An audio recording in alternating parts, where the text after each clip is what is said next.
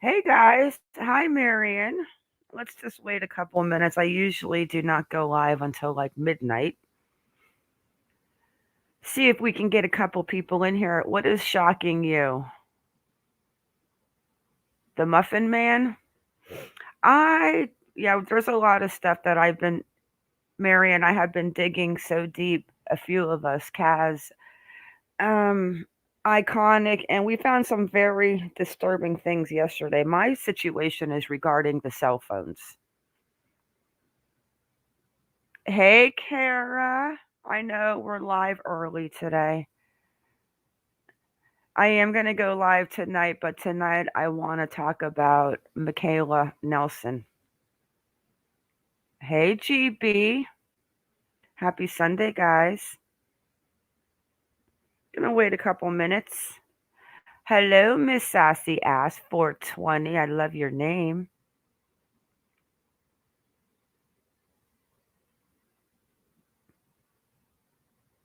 Nothing wrong with 420. Hi, Ladybird.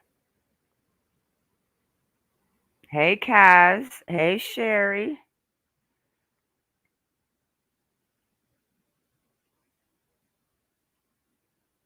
Kaz, I am sending you the link in Discord.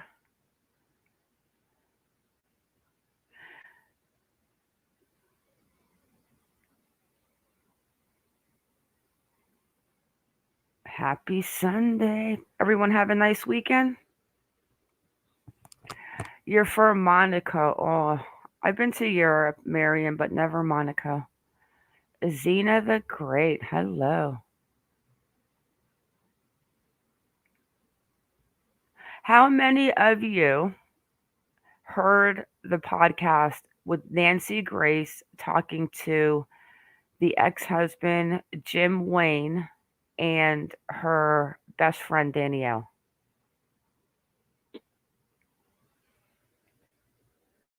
I love you, Sherry. Flea market kid kidnapper.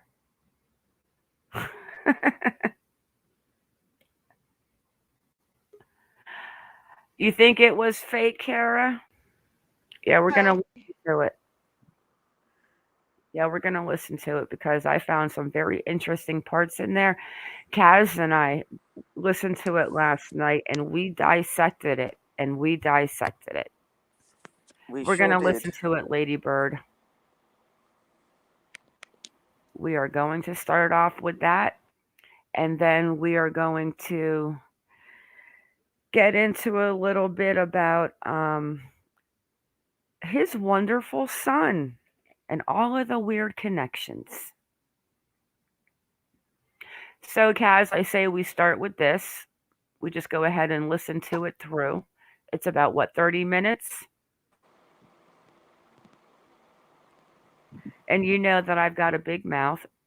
There goes Kaz. I scared her away. So I'm probably going to interrupt them and talk in between it a little bit because let me deafen Discord.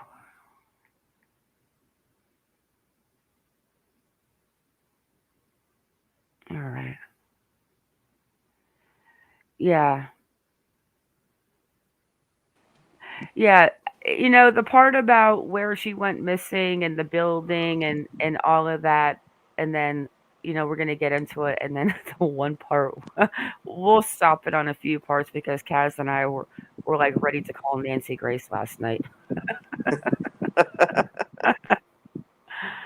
Now I'm not a Nancy Grace fan, guys, and I don't really. I've been, my family's watched her for a long time, but the part about this that gets me is when she starts talking about Danielle, the husband, the phone situation. That's my focus. Have you looked into the case here in Hawaii? Um, the only case that I'm working on that even deals with Hawaii is my Miliete.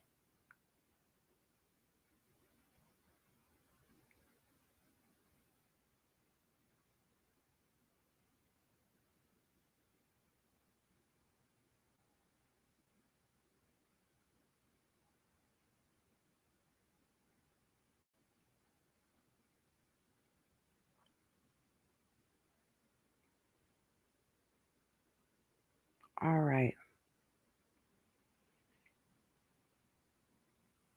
You have to tell me the name, Miss Sassy Ass 420. I love looking into cases. But this one right here, between my little Cleo and my doll collector. You think I should write him a letter, Kaz, and be his pen pal?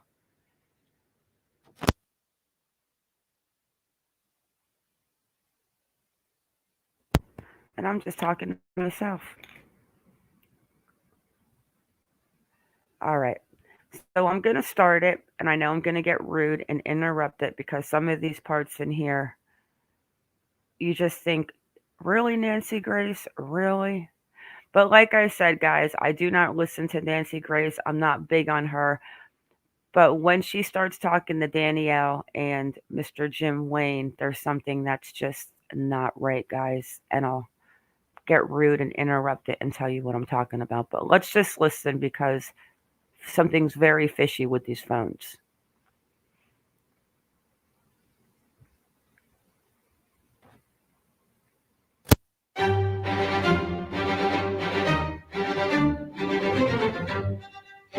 Crime Stories with Nancy Grace. A gorgeous young mom goes to her son's ball game, but she leaves at halftime. She's never seen again. Now, as her apartment building video surveillance seemingly reveals her leaving and going to the game with her little dog trailing behind, then the dog is found wandering alone. None of this is making any sense. Where is Heidi? National Car Rental has your back, road warriors. Because we know you want to get back to going your speed. You're hitting the road. And National's helping you get there with the confidence of our complete clean pledge. So get back to skipping the counter without missing a beat. Back to choosing any car in the aisle. And back to being the boss of you. National Car Rental. Go like a pro. Subject to availability and other restrictions. Requires enrollment in the complimentary Emerald Club.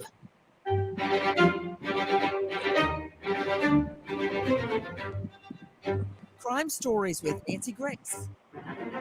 Just so you know, her little boy, the one that was playing the game, will turn 11 tomorrow. Nobody wants their mom missing on their birthday. First of all, take a listen to this. Where are you? That was the last communication Heidi Planck's 10-year-old son had with his mom 11 days ago. I said, can you please call me back? You haven't called me back in 2 days in a row. This is security tape of his mom from Palms with her dog named Seven on her way to her son's football game Sunday, October 17th. She's leaving her house. She's got the dog following behind her. She's got a tiny little purse under her arm, and she jumps into her Range Rover and drives away. You were hearing our friends at KCAL 9. Can you imagine your child saying, Mom, why won't you call me back? Mom. That is breaking my heart. Again, her little boy, Bond, is 10. He turns 11 tomorrow. And I know his wish, his birthday wish, is find my mom. And that's exactly what we're going to try and do. With me, an all-star panel to make sense of what we know right now about the disappearance of Heidi Planck. You know, there's movies and true crime and books written about missing people all the time. Some are true, some are fiction. You never want your name to fill in that blank. Missing mom, Heidi Planck. But that's where the family is. Joining me, high-profile lawyer joining us out of the Atlanta jurisdiction, Daryl Cohen, former felony prosecutor, now civil and defense attorney. You can find him at CCEAL Law, CCEAlaw.com. psychoanalyst joining us out of the California jurisdiction, Dr. Bethany Marshall, psychoanalyst to the stars at drbethanymarshall.com. Lisa Daddio, former police lieutenant, senior lecturer at the Center for Advanced Policing in New Haven.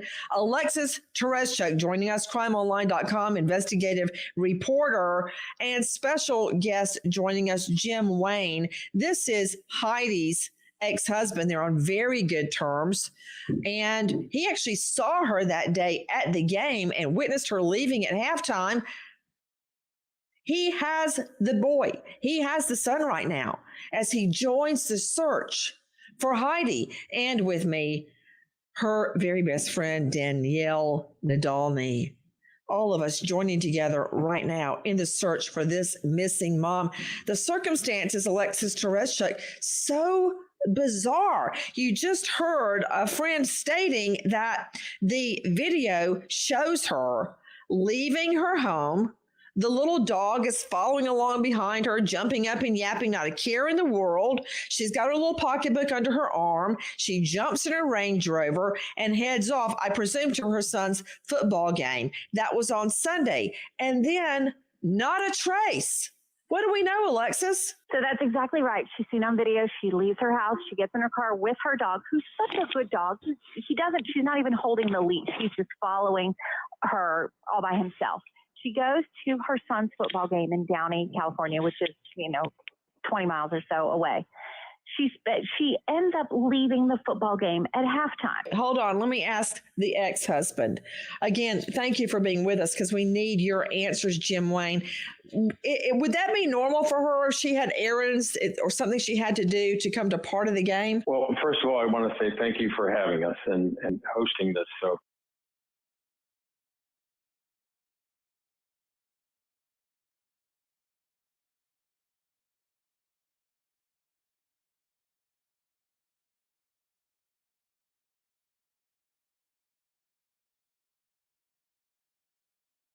maybe we can find and helping assist find Heidi. It would be totally out of character for her to leave before the end of the game. That's just not her. And can I say something else too, please? Yes. There's as gut wrenching and as heartbreaking as all this is. There's no playbook for how to, what to do, what to look for, how to act.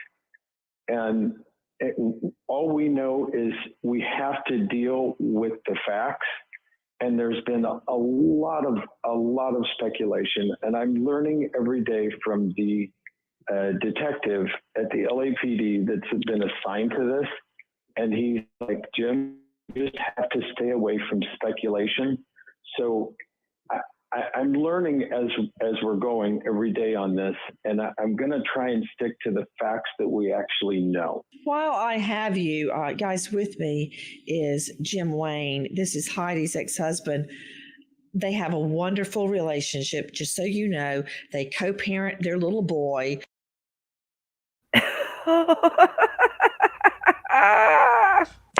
I love that part. They have such a wonderful I know, isn't it crazy? relationship. They've been battling for 9 years in court. The things that at this point, obviously, Nancy Grace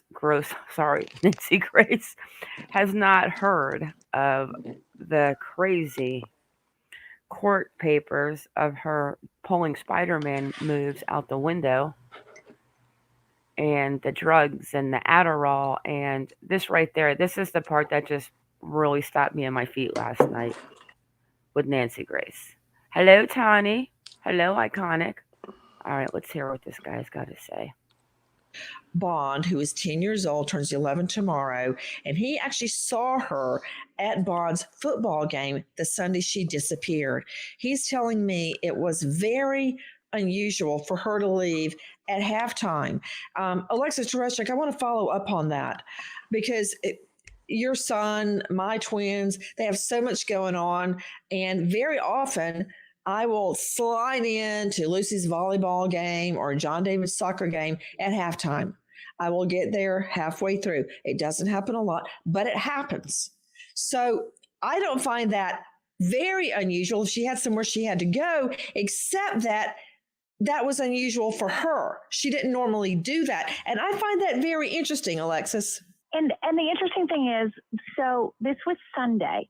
On Wednesday, she was supposed to pick her son up from school. So 3 days. Now, normally, every single day, she texts him. She calls him when he's with his dad. Text calls. They're in constant communication. For these few days, there was no communication, and this is so out of character for her. Okay, hold on right there. Let's go to Dr. Bethany Marshall, psychoanalyst, joining us. She's the star of a new Netflix hit, Bling Empire. Dr. Bethany Marshall, thanks for taking time to be with us and help us find Heidi. That's very important. And I'll circle back with you, Daryl Cohen, former prosecutor, about behavioral evidence. It's called routine evidence. Not that it is in any way routine or commonplace. It is evidence of behavior. For instance, today, my twins split. One has basketball practice, one has a tutor.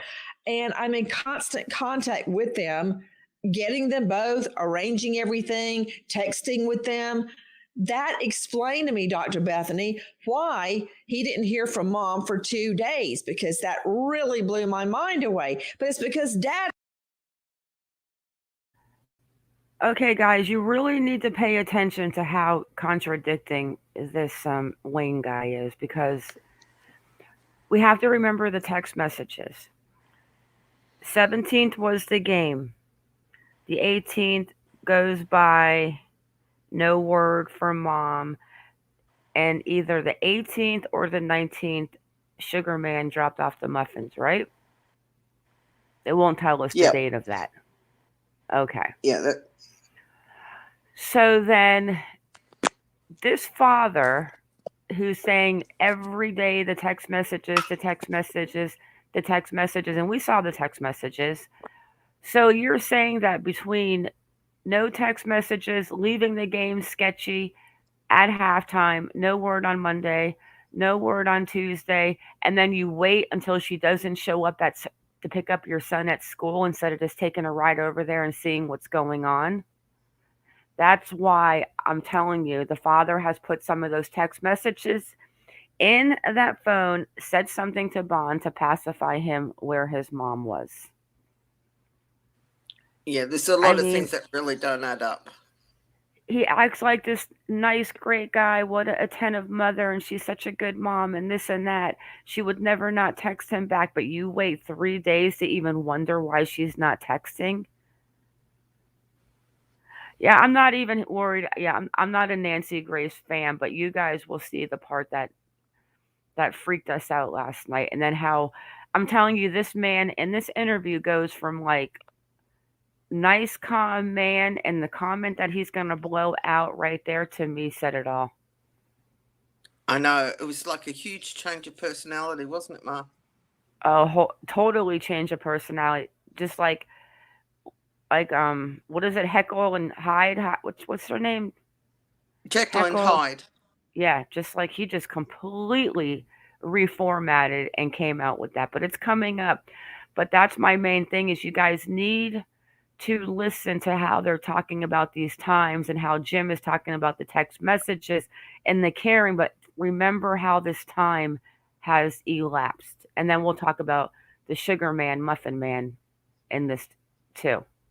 Took him home from the football game as planned. So that was normal for him not to see mom for 2 days. Now it's time for her to pick him up, and she's not texting. That's very unlike her. If she always texts while he's with dad, that tells me she went missing on Sunday. That's right, Nancy. We know that behavioral patterns are so important. I have had couples in my practice who break into a fight because the husband came home like a half hour late, and the breaking of the pattern was so distressing to the wife. She thought, is he dead? Did he have an affair? What else might have happened? So we human beings, we know the patterns of our loved ones. We know when those patterns break.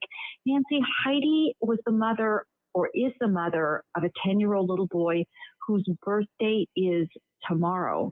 Think about all the patterns that go into that. Planning a birthday party, calling the friends, asking her son, who do you want over on your birthday? And if all of that has ceased for 3 days on Sunday, it's important.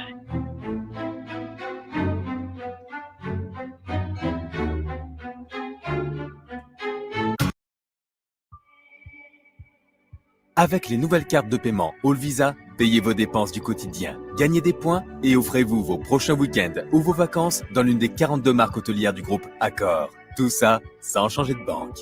La carte de paiement All Visa est présentée par Accor SA, immatriculée à l'ORIAS sous le numéro 20 00 6709 en qualité de mandataire exclusif en opération de banque et en service de paiement de BNP Paribas. Toutes les informations sur allvisa.fr. Yes, he is. Ho, ho, ho.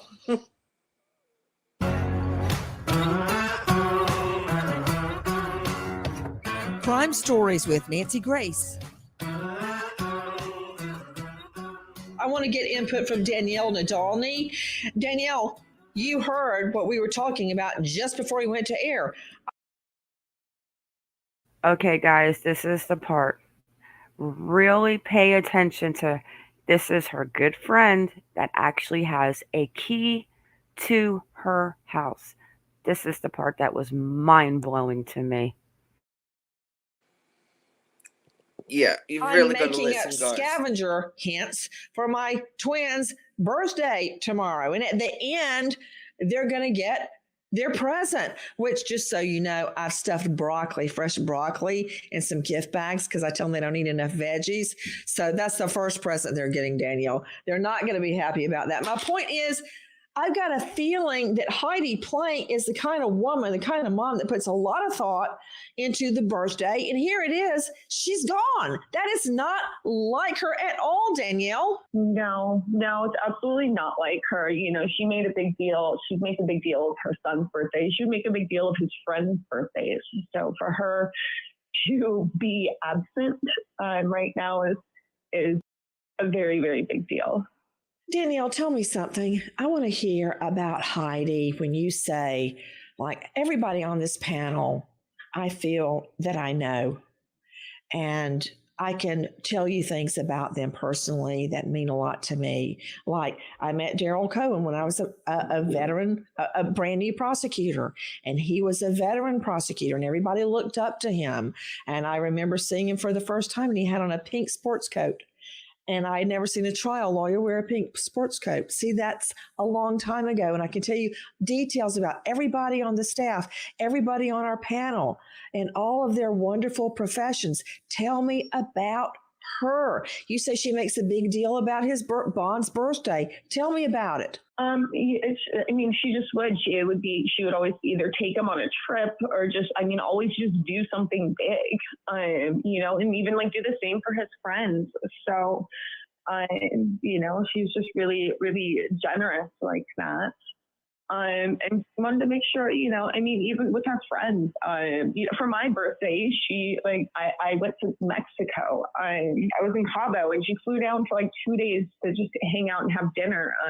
Wow. Because she had back to pick up Bond because it was going to be her day, and that was all the time she had. She really, really.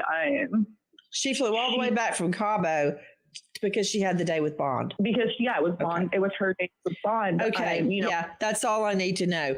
This woman flies all the way back from Cabo San Lucas, which is a beautiful destination, I've been told, because she did not want to miss 1 hour of her time with her son, Bond. So where is she as his birthday approaches in a couple of hours? Take a listen to Our Cut 3. This is Stacey Butler, KCAL 9. Her ex-husband says Planck left their son's football game at halftime. He says she seemed distracted. In a bizarre turn, 3 hours later in downtown LA, her dog was found on the 28th floor of this apartment building. Planck, her silver Range Rover, her purse, her personal phone and computer, all gone. If you have seen anything anything at all. We have a 10-year-old boy at home that's looking for his mom, and we need to find his mom. People don't just disappear. Her friends say Planck was an attentive mother, and when she didn't pick her son up at school later, they were immediately concerned. When she didn't show up to pick Bond up on Wednesday, we knew that something was wrong. And for him not to have heard from his mother for this long, something's seriously wrong.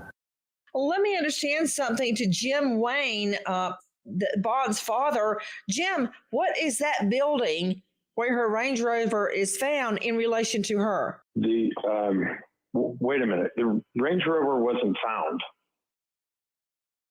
Her car wasn't found. Her car is not found. That's what makes this whole thing, Okay, you're right, because her Range Rover, her purse, her personal phone, and a computer all gone. Got it. So all gone. It's all gone. Is there any navigational information we could get from her Range Rover? That is, the police are working on that. Sometimes people turn those devices like cell phones, laptops, all that kind of stuff. They turn their electronics. Here we go. Pay attention to how her husband talks about how mysteriously all of her electronic tracking just seems to be off. She even had an Apple Watch on, and all that stuff is, the location is shut off. Now, her GPS in the car apparently was, according to Range Rover, was never even turned on. So then the only thing in this building that traces back to her is the dog who's found on the 28th floor of this building, correct? Correct. So again, what is this building as it relates to her? We have no idea. No idea. Okay, Daryl Cohen, this sounds like a mystery that you would make a movie out of. The dog turns up. Danielle Nadolny, is the dog inside the building? The dog was inside the building. I actually think it was on the 29th floor.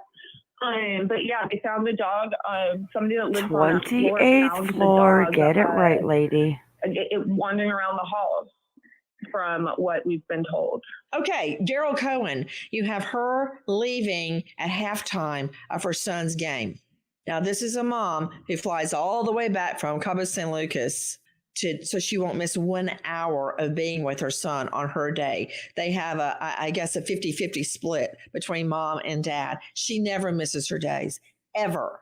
So if she'll do that, but she left halftime, and then her dog turns up in a residential building, or at least partially residential, on the 28th or 29th floor, wandering around. Help me put the pieces of the puzzle together, Daryl. Nancy, I don't know. Pardon me. I don't know that we can put these pieces together at this point. Nothing makes sense. The fact that she flew back from Cabo says she's a wonderful mom. The fact that she ended up not doing what she needed to do. Did she leave at halftime because something terrible happened? Did she leave at halftime because something unexplained? Well, obviously, Daryl, something unexplained happened. How did the dog get there? What's the connection between her and this building, if any, at all? How do I know the dog wasn't just let out somewhere in that building and the building has no connection to her? It can happen. As a matter of fact, we have a frequent high-profile lawyer on, Ann Bremner, whose cat rides the elevator, and the people in the building let it. How do I know that this isn't a pet-friendly building and they let the dog off in the lobby or the garage and it somehow ends up on the 28th floor with no connection to her having ever been there? Nancy, hold on. It's Jim. Go ahead. Jump in, Jim. If you understand this building, the building has at least 4 layers of security just to get to your floor. It's the front door, getting by the big guy who sits at the desk, getting through the double doors that get you to the elevator, and then getting into the elevator. And you have to use your key card at all these different places just to get to your specific floor. Wow. So thank God. Thankfully, the building is being very cooperative with the LAPD. Why does Jim have to call the guy at the desk a big guy?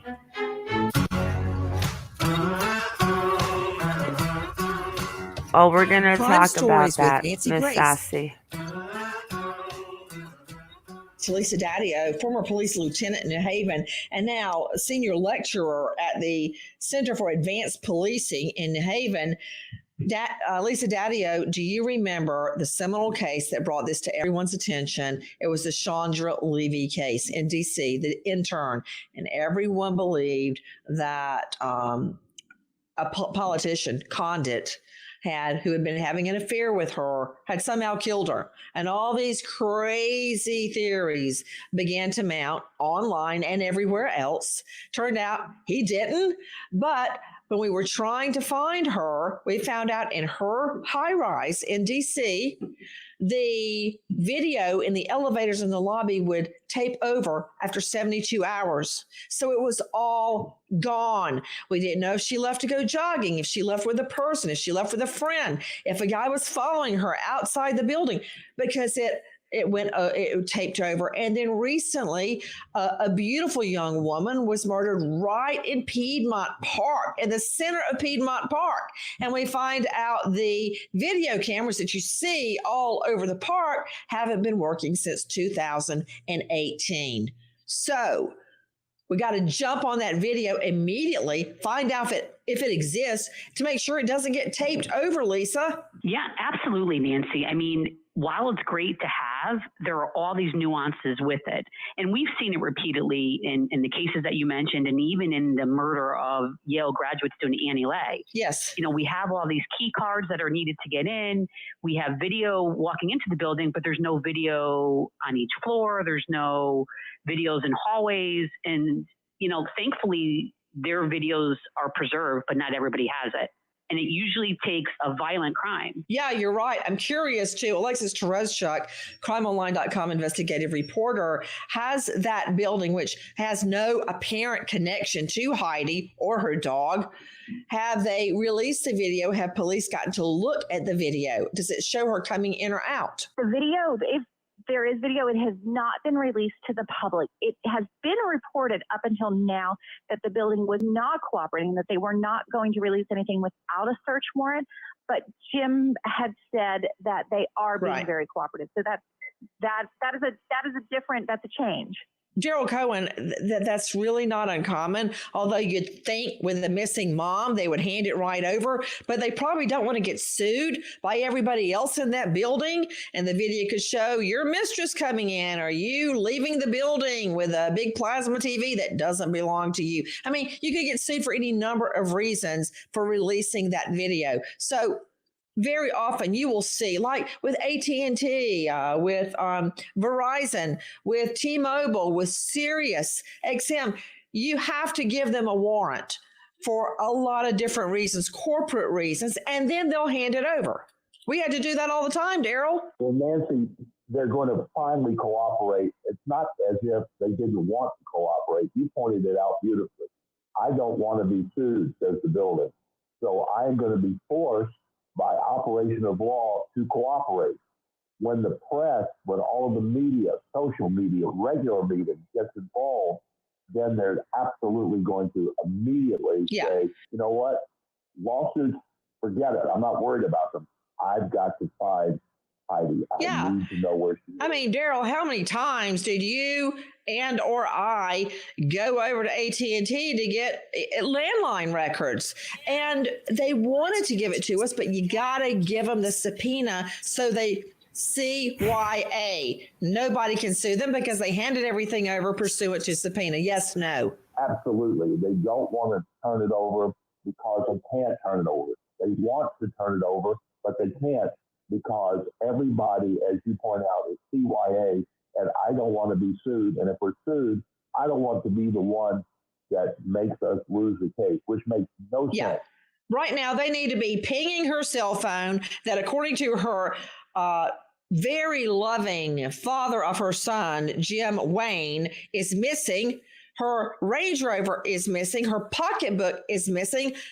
Where is she? The cell phone needs to be triangulated to possibly find out if it's active right now. The Apple Watch needs to be triangulated as well. If she was carrying a laptop or an iPad or a mini, everything, including her navigational information off of her Range Rover, all of that needs to be gotten. And pronto, she could still be found alive if that can be pinpointed. Take a listen to our cut number 5 from KTLA5. She left with her dog, and she had just walked up to us and said, I'm going to go. We're getting further and further and further away from finding Heidi. Her ex-husband says later that Sunday, her dog was found on the 28th floor of a high-rise apartment building in downtown Los Angeles. But Heidi Planck and all other traces of her were actually gone. People close to the missing mom say they don't know of any connection she had with anyone at that apartment building. A couple who lived there held on to the dog for a week, unable to get in touch with the owner. Heidi's ex-husband eventually tracked the dog through its microchip. He also showed up at the home here in Mid-City 3 days after she disappeared. And Okay. That part right there to me is very important. So we were all wondering, like, when did he find the dog? How long did it take? So it's claimed that so it was like 3 or 4 days. He was like thinking, oh crap, where's the dog? And then something about the weird text messages. And one story that he received text messages on the phone about the dog, but then he goes into the story about the microchip. Hey, Benton. So now it's the microchip, Yeah, he and doesn't now seem to be able to give you. he doesn't what? He doesn't seem to be able to get his story straight. Yeah, not with the dog and the microchip. So supposedly, after everything was going on with Heidi, I guess he realized, oh, where's the dog? But then he says that he got text messages on the phone from the dog. But then he says when he realized the dog was missing, he called the microchip company. Okay, let's go back and hear what Jim says, because he's getting ready to switch up a little bit in his personality. Just a tad.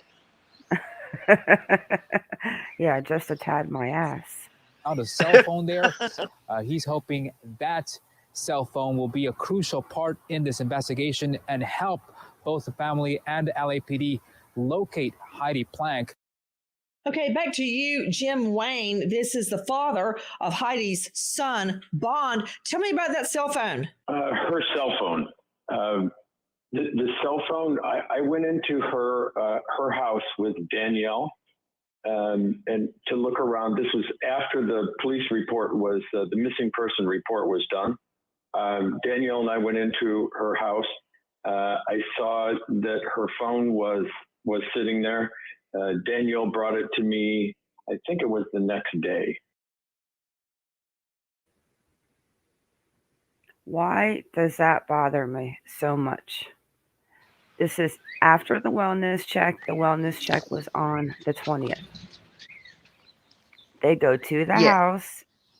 Danielle, her good friend, and Wayne, and if she is such a good friend, she has to know what's going on with Wayne and Heidi and the 9 years of crap that he has put her through with getting custody of the kid.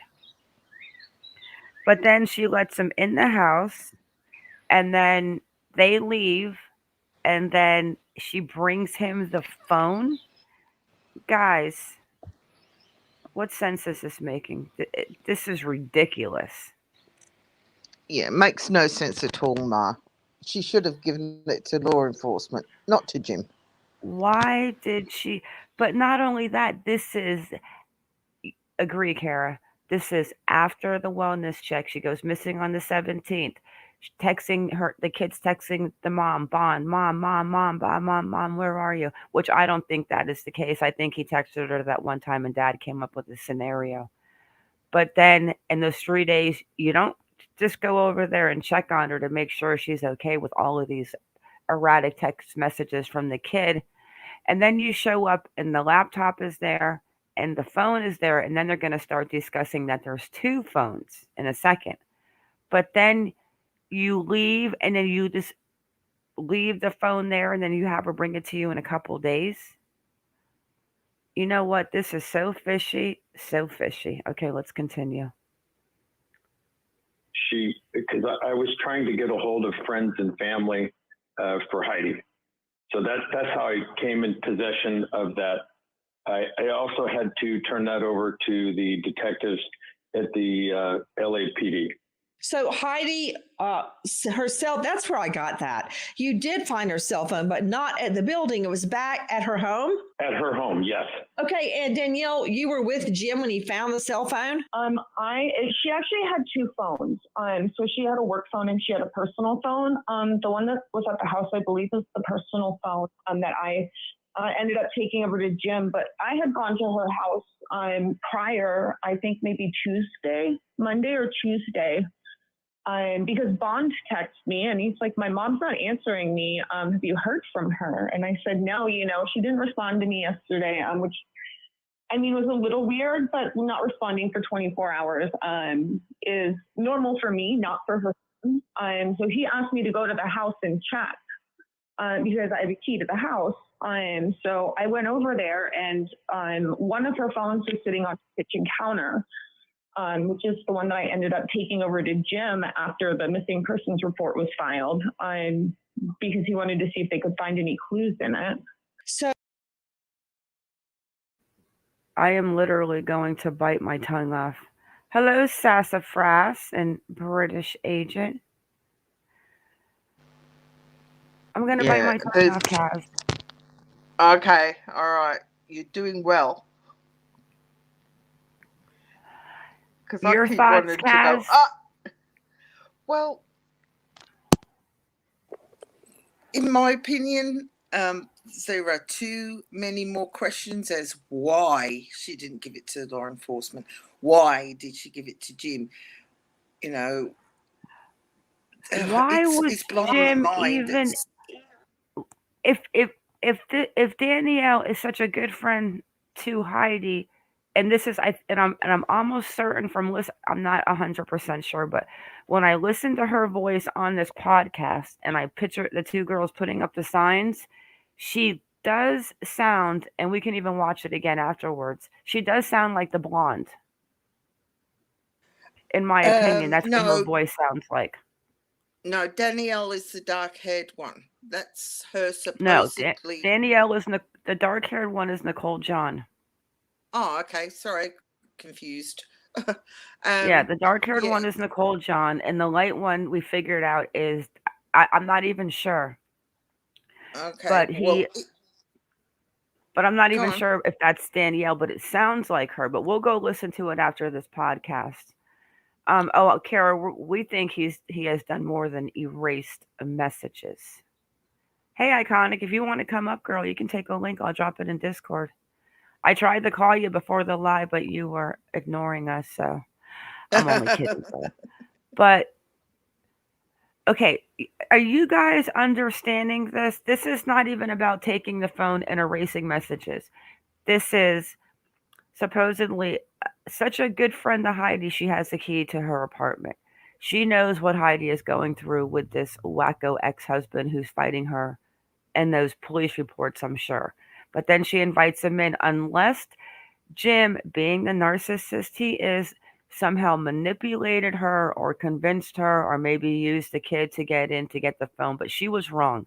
She should have taken that phone and brought it to the police. And they keep saying it was after the wellness check.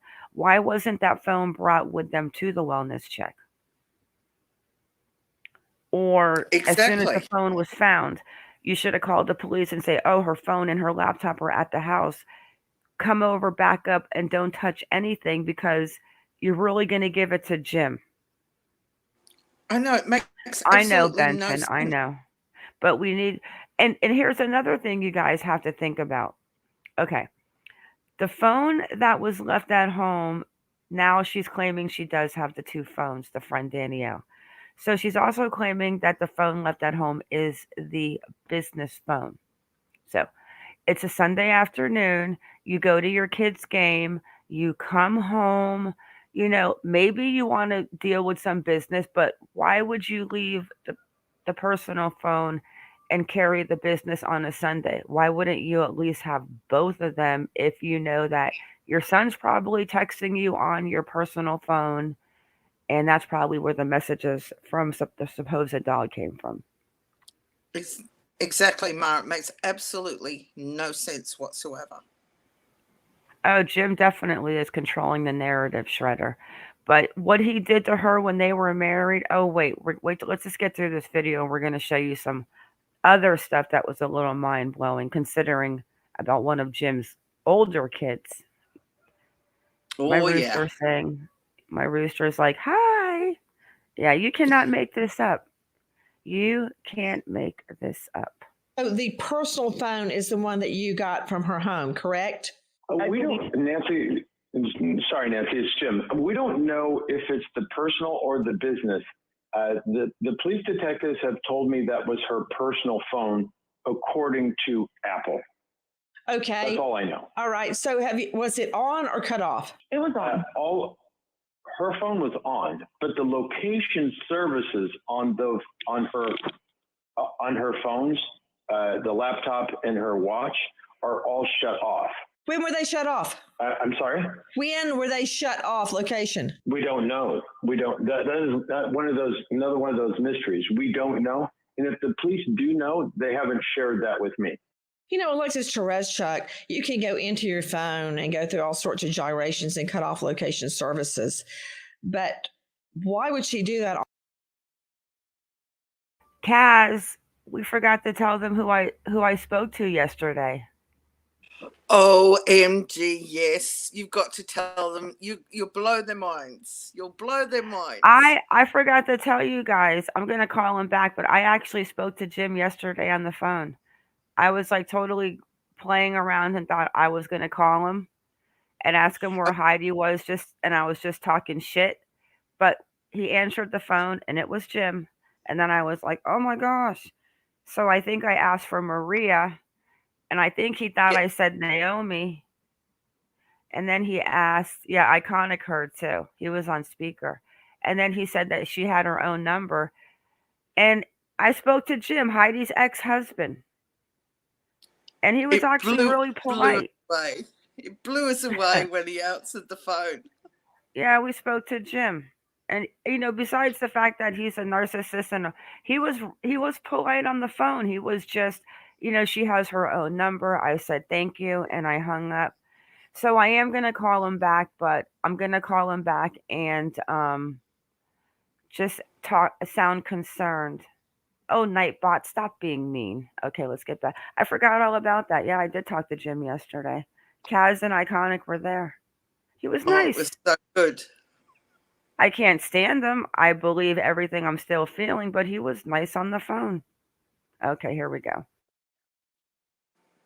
On all of her devices, was location service cut off when she went missing? So now we have one phone and we're missing another phone.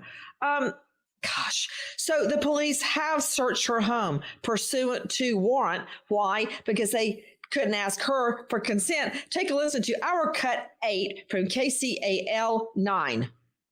Armed with a warrant and with guns drawn, federal investigators and robbery homicide detectives from the LAPD entered the home of the 39-year-old missing football mom.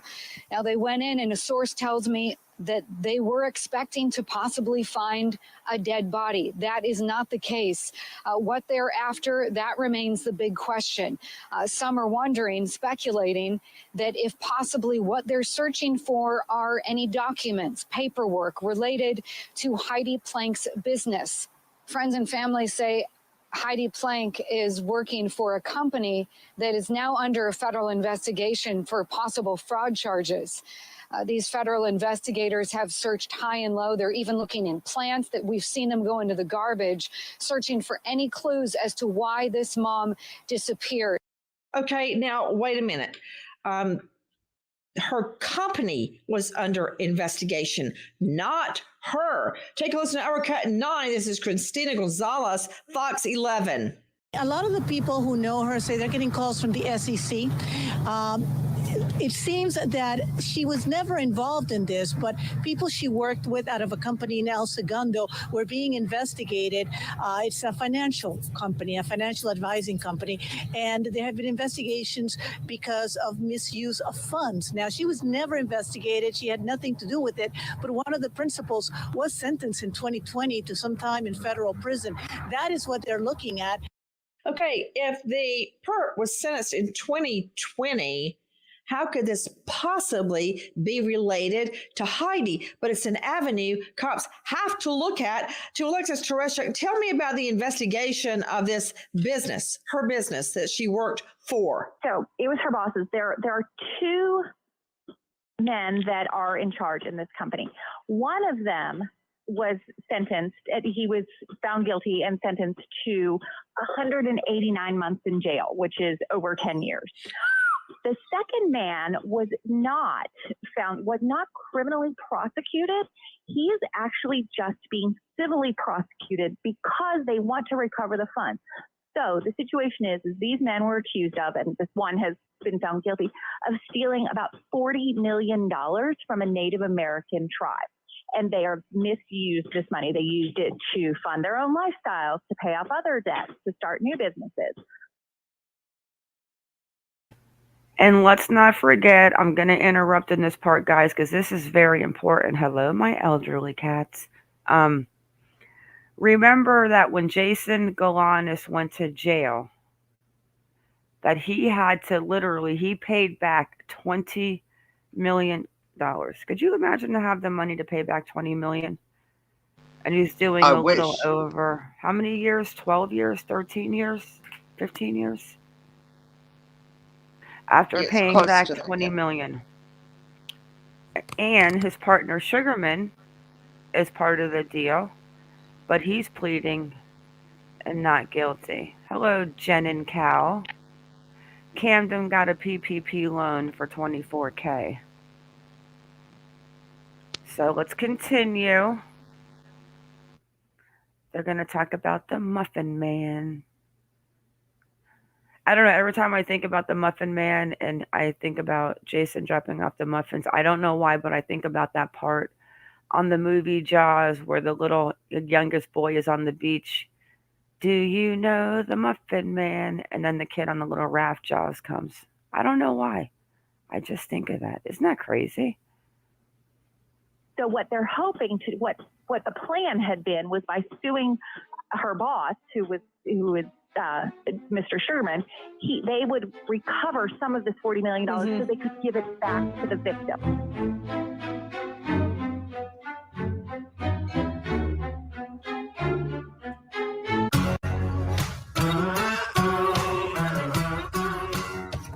Crime Stories with Nancy Grace. Was Heidi a witness? Could she somehow be involved in testifying against her former boss that is now being sued to the tune of $40 million? Danielle Nadolny knows her better than anyone. Danielle, what was her reaction to this investigation of her financial advising company, the two guys she worked for? I think that this thing started, recently. I don't know that it was really at the forefront of her mind recently. It started years ago. The investigation? So I believe it started years ago. So it's not necessarily something that I think was at the forefront of her mind. Alexis Tereshchuk, is the SEC the ones that are investigating? Yes. Oh, well, I can tell you that Danielle Nadolny is absolutely correct. Having worked along with the SEC when I was at the FTC, it takes forever for a federal investigation of that magnitude, or of any magnitude, for the feds to go forward. Oh, my stars. The entire time I was at the FTC, I investigated the same cases the whole time. the whole number of years, either 2 or 3 years, and very rarely do you get movement. So Danielle's right. That sounds like an investigation that had been started years before. Do you really think Jim Wayne, you're the father of Heidi's son, do you think that has anything to do with her disappearance? Here again, we have this, the speculation. And Guys, I want you to turn up your mics and I want you to lean in because we are getting ready to see the switch. Dun, dun, dun, dun, dun, Lean in, dun, guys, because we're going to see Jim's true color right about. I don't want to speculate. I want to deal with the facts. I'm really sorry. And I know it doesn't. You know what? You're right. Good. Let me ask you some factual questions. Was she ever named as a defendant? Not that I would know of. Okay. Was she personally sued? Not that I know of. Was she ever named as a witness, either for the state, for a criminal prosecution, or as a civil witness in the civil trial? Not that I know of. Well, I would say, based on that, Daryl Cohen, that this has nothing to do with her disappearance. I would think anything could have something to do with her disappearance. We don't know of course, Daryl, little green man from Mars could have beamed down and taken her. So that is possible, but is it probable? The probability is that something came up. The probability now jumps in based on this criminal case that maybe she was a witness. Maybe they want to keep her big mouth shut. Maybe they want to keep her civil. Let's go back one more time and listen to that. Have something to do with her disappearance.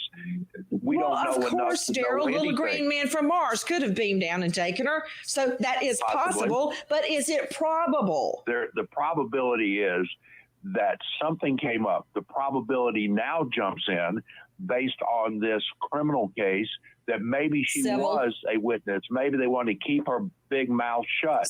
You can bet your bottom dollar on that. Keep her big mouth shut. That is possible, but but is it probable? The probability is that something came up. The probability now jumps in based on this criminal case that maybe she was a witness. Maybe they want to keep her big mouth shut. So that is possible, but is it probable? The probability is that something came up. The probability now jumps in based on this criminal case that maybe she was a witness. Maybe they want to keep her big mouth shut. Keep her big mouth shut. Keep her big mouth shut. Keep her big mouth shut. Keep her big mouth. I can't. I know, guys. I am completely. No. That's Jim, Kara. That's Jim. Keep her big mouth shut. Keep her big mouth shut. I mean, I know, Shredder. That part just right there pisses me off. He is a nasty son of a bitch. And we're going to show you guys a little more. But let's just get through this. Keep your big mouth shut. I think that's the point where Nancy's like, yeah, I don't like this guy either. Shut. Civil. Yeah. Okay, and I don't know anything about her having a, quote, big mouth, because if she wasn't called as a witness in the criminal case against her ex-boss, I doubt that she's of any testimonial value. In other words, she's not going to be called as a witness in the civil case if she didn't testify in the criminal case. You can bet your bottom dollar on that. Guys, take a listen to our cut number 4. I would disagree, Nancy. I'm sure you would. This is Stacey Butler, KCAL 9. Planck's friends say the apartment building management has refused to allow them to look in the parking garage to see if possibly her SUV is parked there. They also say apartment management won't share building security tape with police unless they get a warrant. Planck's friends and family suspect foul play. It seems to us like everything stems from that building where her dog was found. I think something has to have happened to her to keep her away from her son. I reached out to the apartment building management, but I didn't get a call back by deadline. The LAPD says they are investigating this case. They're asking if you have any information to please contact them. I tend to agree. Back to Danielle Nadolny, this is Heidi's best friend. There has to be a reason her dog, which we see in the video, yapping and chasing along behind her as she heads off to her son's football game. There has to be a reason that her dog ends up in that building up on the 28th or 29th floor. Interesting, Danielle, go with me. She did not take the dog to the football game. What does this mean? This means she had to go back to her place first before she went missing to somehow get connected to the dog. Would you agree with that, Danielle? Nancy, I actually believe Jim can confirm. I believe the dog was with her at the football game. Okay, well, you just shot my theory. But I want to know that. Did she have the dog, Jim? Because I thought when she got in the car, the dog didn't get in. No, yes, Nancy. She absolutely had the dog with her at the football. That changes things, because if you think it through to Dr. Bethany Marshall, that cuts out a trip back to her home. I was thinking that may be key because one of her phones was still at the home. I was wondering, did that indicate she went back to the home? But the dog went with her to the football game. So there was no stop at home. Nancy, and that's so important. The question of, did she go back home? Was it the personal phone or the work phone? Because we don't know how tied she was to work, but she was tied to her son. So the fact that she would go anywhere without the personal phone is unlikely. But I want to bring up a different related subject, and that is her relationships. 60% of patients who come to my office talk about nothing other than their relationships. They don't talk about their work or business problems. They talk about their children, their spouses, their friends, the people they're dating. What were the interweaving patterns of the relationships in Heidi's life? I think that's where we're going to get the greatest clues. And was there an electronic pattern? Was she dating somebody? Was she on social media? How did she communicate with people? Did she have a love interest? These questions, not only are they important, but I'm sure she communicated about them. And I know we have her best friend and husband on the show. I know you're not going to communicate everything about your dating life to maybe a former husband, even if you're a really good friend. But to your best friend. What about it, Danielle Nadolny? Was she seeing anyone? Not at the time that she disappeared. She'd been dating somebody on and off, the last few years. And at that point, it had been off for about a month. Wait, so they broke up 1 month prior to her disappearance? Probably about a month. I'm not who sure did the breaking up, her or him? Her, I believe. So she broke up with him, and I'm not asking for his name, but what does he do for a living? I am not 100% sure about that. Give me your best guess. They've been dating for years. I know he works for Facebook or something. Interesting. What I need is that video from that building. Okay, Lisa Daddio, final thoughts. I think the building is the key to a lot of this. So as much footage as they can get, they have to comb through it. I want you to hear this. Our cut 12 from Carlos Herrera, KTLAS. Police also now concerned with this investigation. Officers actually with the LAPD were here last night serving a search warrant at that home. The LAPD's missing persons unit first handled the case, but is now shifted to the robbery homicide division. Detectives say that transition is not because of evidence of a crime has been discovered, but because it is now considered a high-profile case. To Jim Wayne, what is your message today?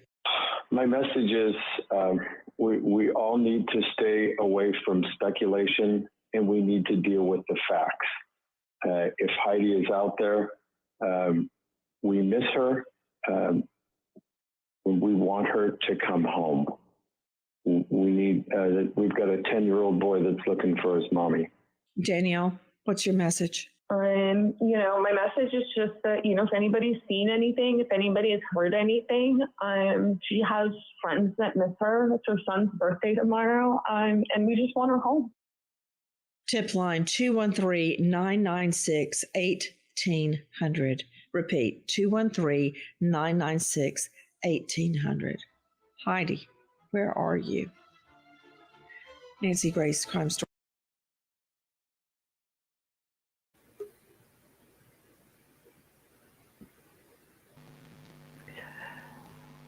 So they're saying that wasn't Jim that was saying her big mouth.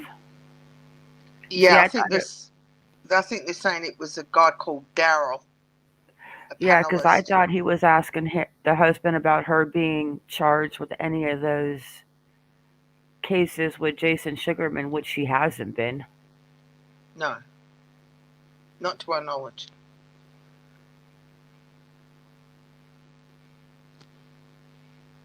But it definitely sounded like him. I mean, we both might be mistaken, but it sure sounded like him. Yeah, I know that one guy was up on the panel, but it was like he was asking her, and then it's even at one point where he's going to say it again, but she cuts him off. Yeah, I know. It's very strange.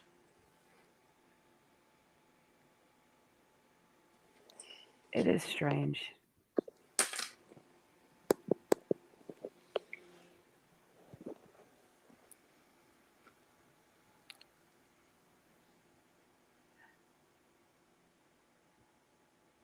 I mean, the dog was at that. The dog was there for a week. Let's look one more time at her walking down that alley. Like she's walking with a purpose.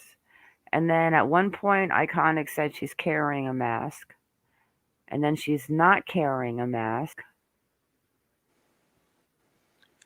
Yeah, we have to look at that video almost with a microscope to see what actually is happening. Exactly. Care. Hey, sweetheart. Hey, Dad. Because there's two of them. There's two angles of that video with her in the alley. Dad, how was your day? Just got back from getting my flu shot. Good call. You know the flu can get you very sick, sometimes with serious complications. Especially for people my age. My buddy Ray was down for weeks with the flu. Yeah, it's extra important that you protect yourself this year so you don't spread the flu to people. Plus, my shot was covered by Medicare. Oh, way to go, Dad. Paid for by the U.S. Department of Health and Human Services.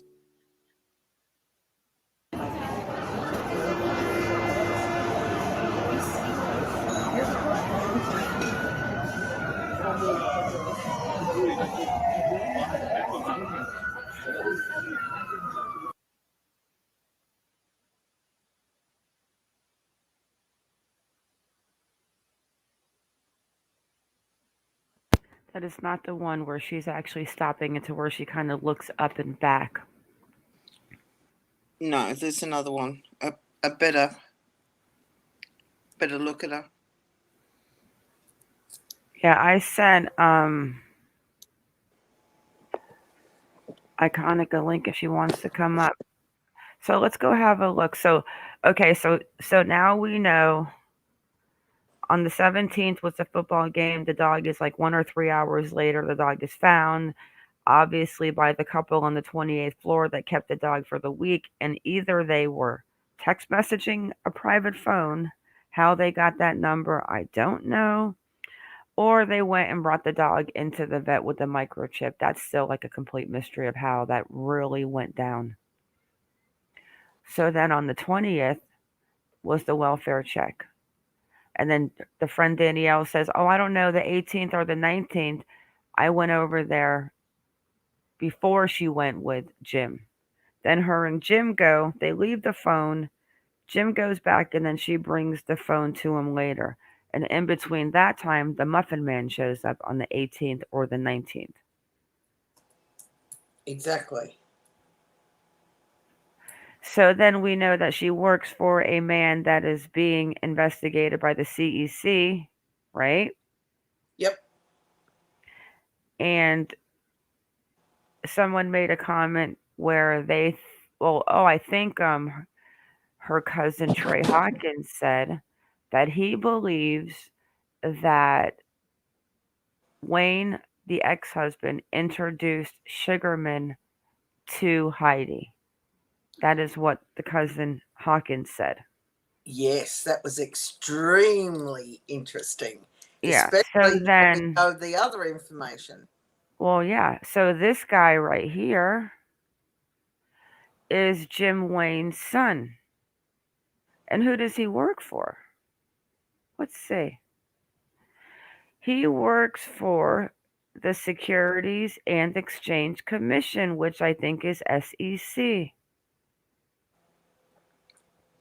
It sure is. Yes, it is. So this kid, Jim's son, lives in Washington, and he works for the U.S. Security and Exchange Commission. So that is an interesting little connection. Yeah, interesting is an understatement, I think, Ma. Hello, Rosanna, Alicia. Yeah, it's just interesting that supposedly they introduced each other. Now Jason's under investigation. Just so happens one of his kids works for SEC. It could be a huge, I mean, you know how I think. It could be a huge coincidence. I personally do not like the husband. I think he's weird. Well, you know my philosophy, coincidences stem from truth.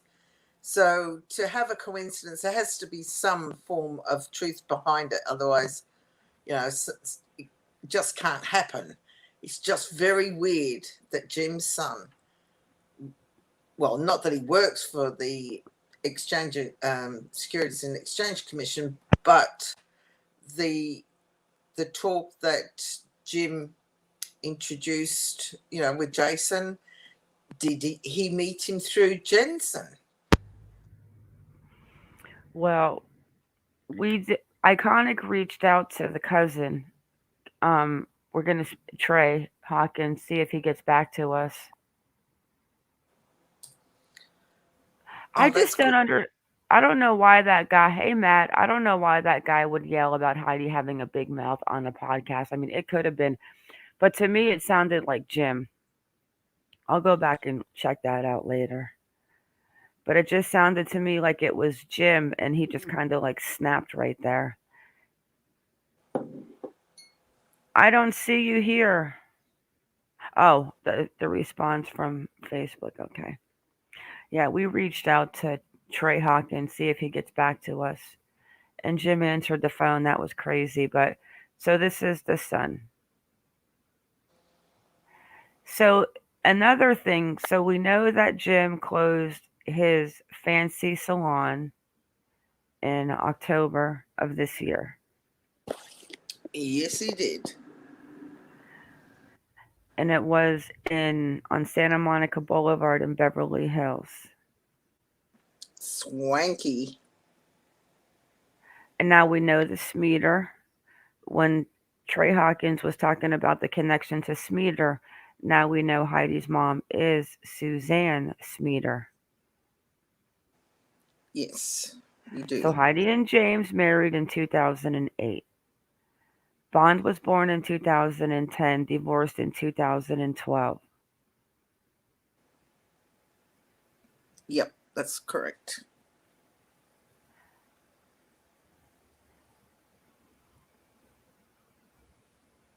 Yeah, he definitely controlled her.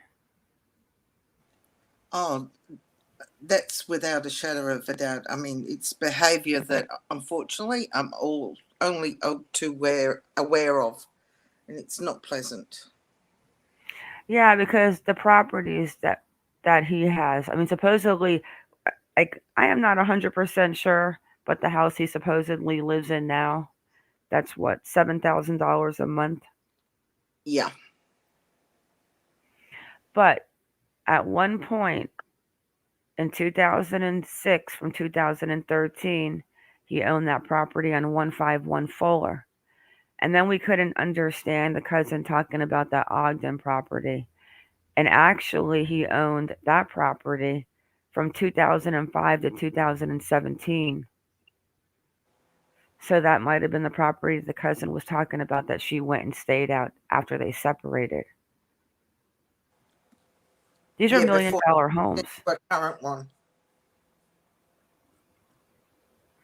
Yeah, these are $1 million homes. Yeah. So what happens? So what happened? So he owns these two houses. He purchased this one for like 1.2 million. I forget how much the Ogden property was, but it was about a million. He gets rid of the Ogden property in 2017. He gets rid of the Ogden property in 2017. He gets rid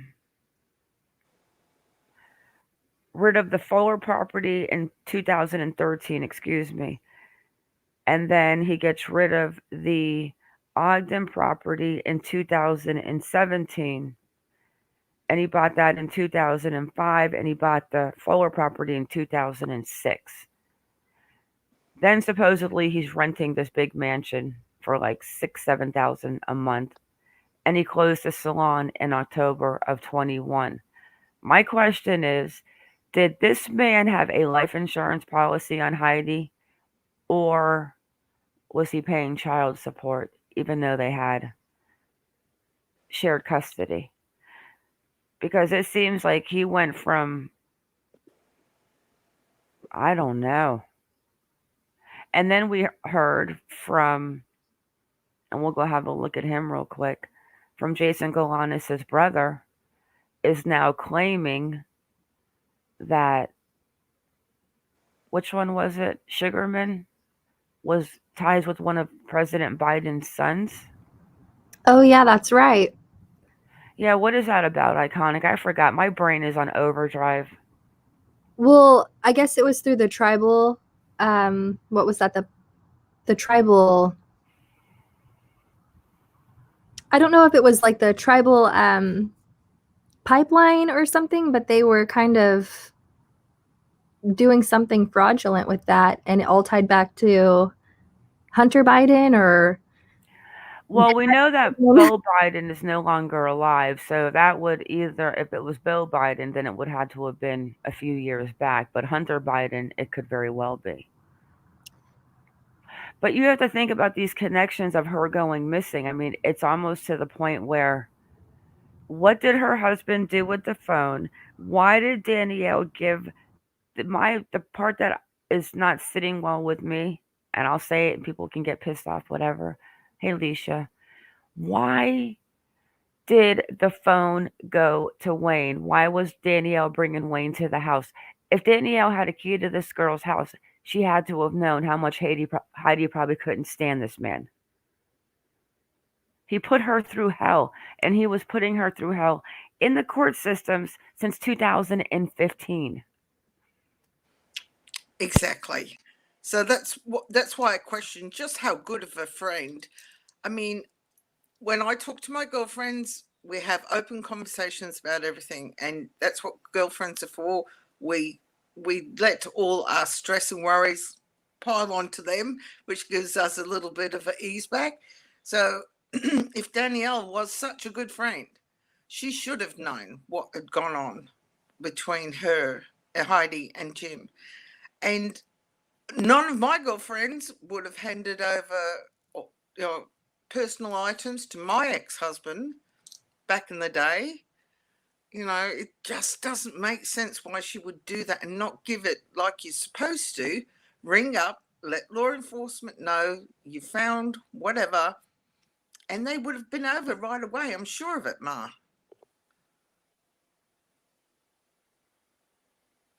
But for Jim to say, "Oh, I had to hand it back." It is something that's so weird. So let's go over to the house, the mansion, and let's show them, which I think we showed a couple of them where he's living. We think he's living here. It's like, how convinced are you that he's living at this house?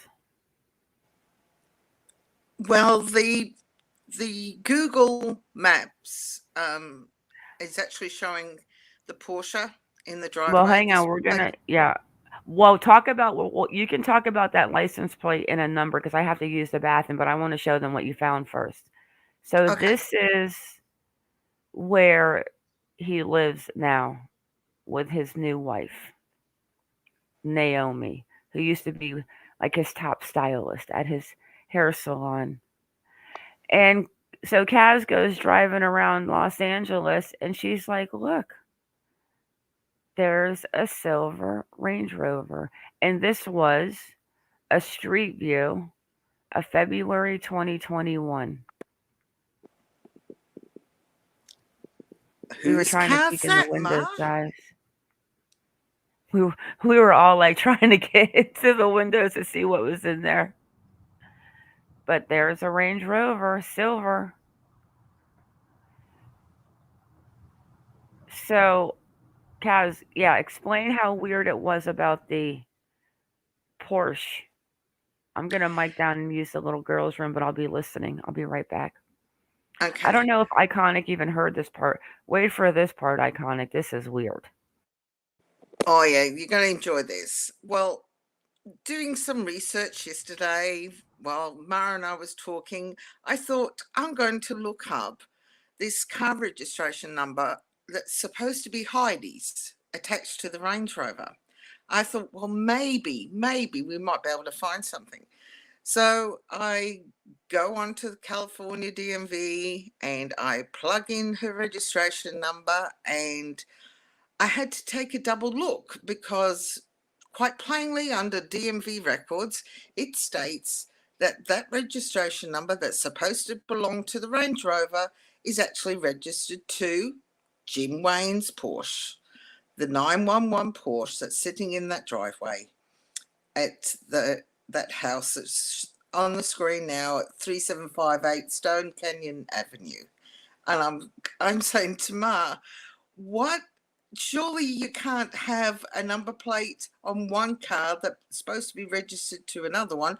Well, maybe the reporters got it wrong, but who gave them that registration number in the first place?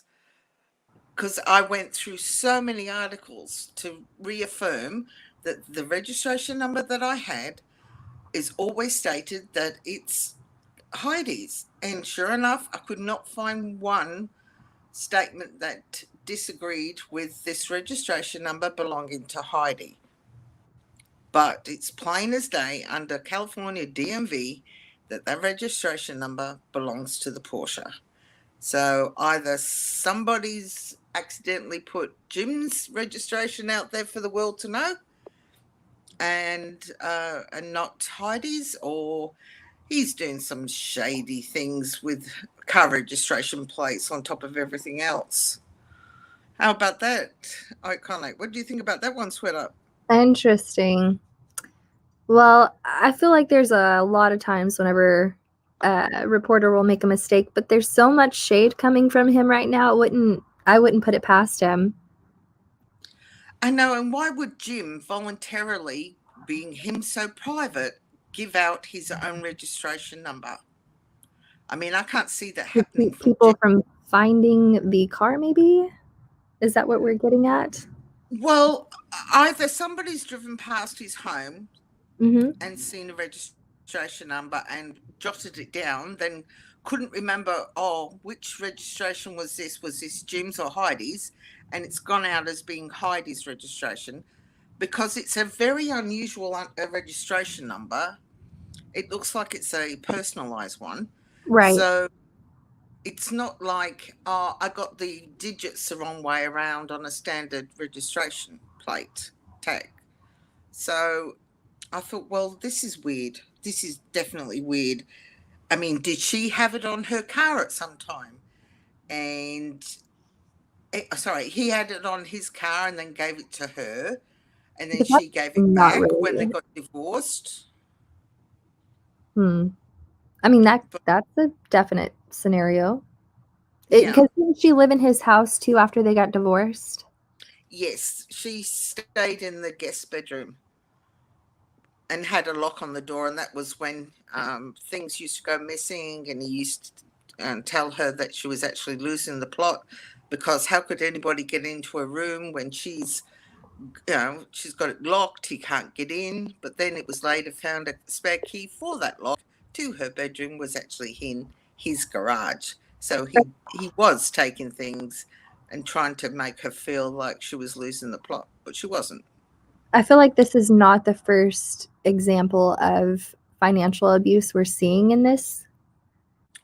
No, he He's definitely. trying to keep her just at sea level where she's making it, but any way that he can control it, he's doing that. Oh, absolutely. He had, Absolutely. yeah, girls, he has controlled her from the time they were married. That's We about heard 14 years almost. he would hide her phone. He would do things to her phone.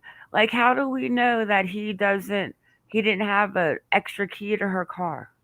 How do we know that he wasn't the one that turned the GPS off? Or, I mean, he could have done a lot of things. And why exactly what they said in chat and the war? Why did her friend not bring that phone to the police department? Like, how could she not even think that maybe something with the husband because of the fact of them fighting over the custody battle and the court documents that she had to have known about before we knew, yes, but if you have a key to your best friend's house, you have to know about the court documents. Well, exactly. And even if she didn't think it was Jim who did something to the phone, I mean, anybody could have got in. We don't know. She had another, the superintendent or the maintenance person could have got into her apartment because I'm sure they have a spare key.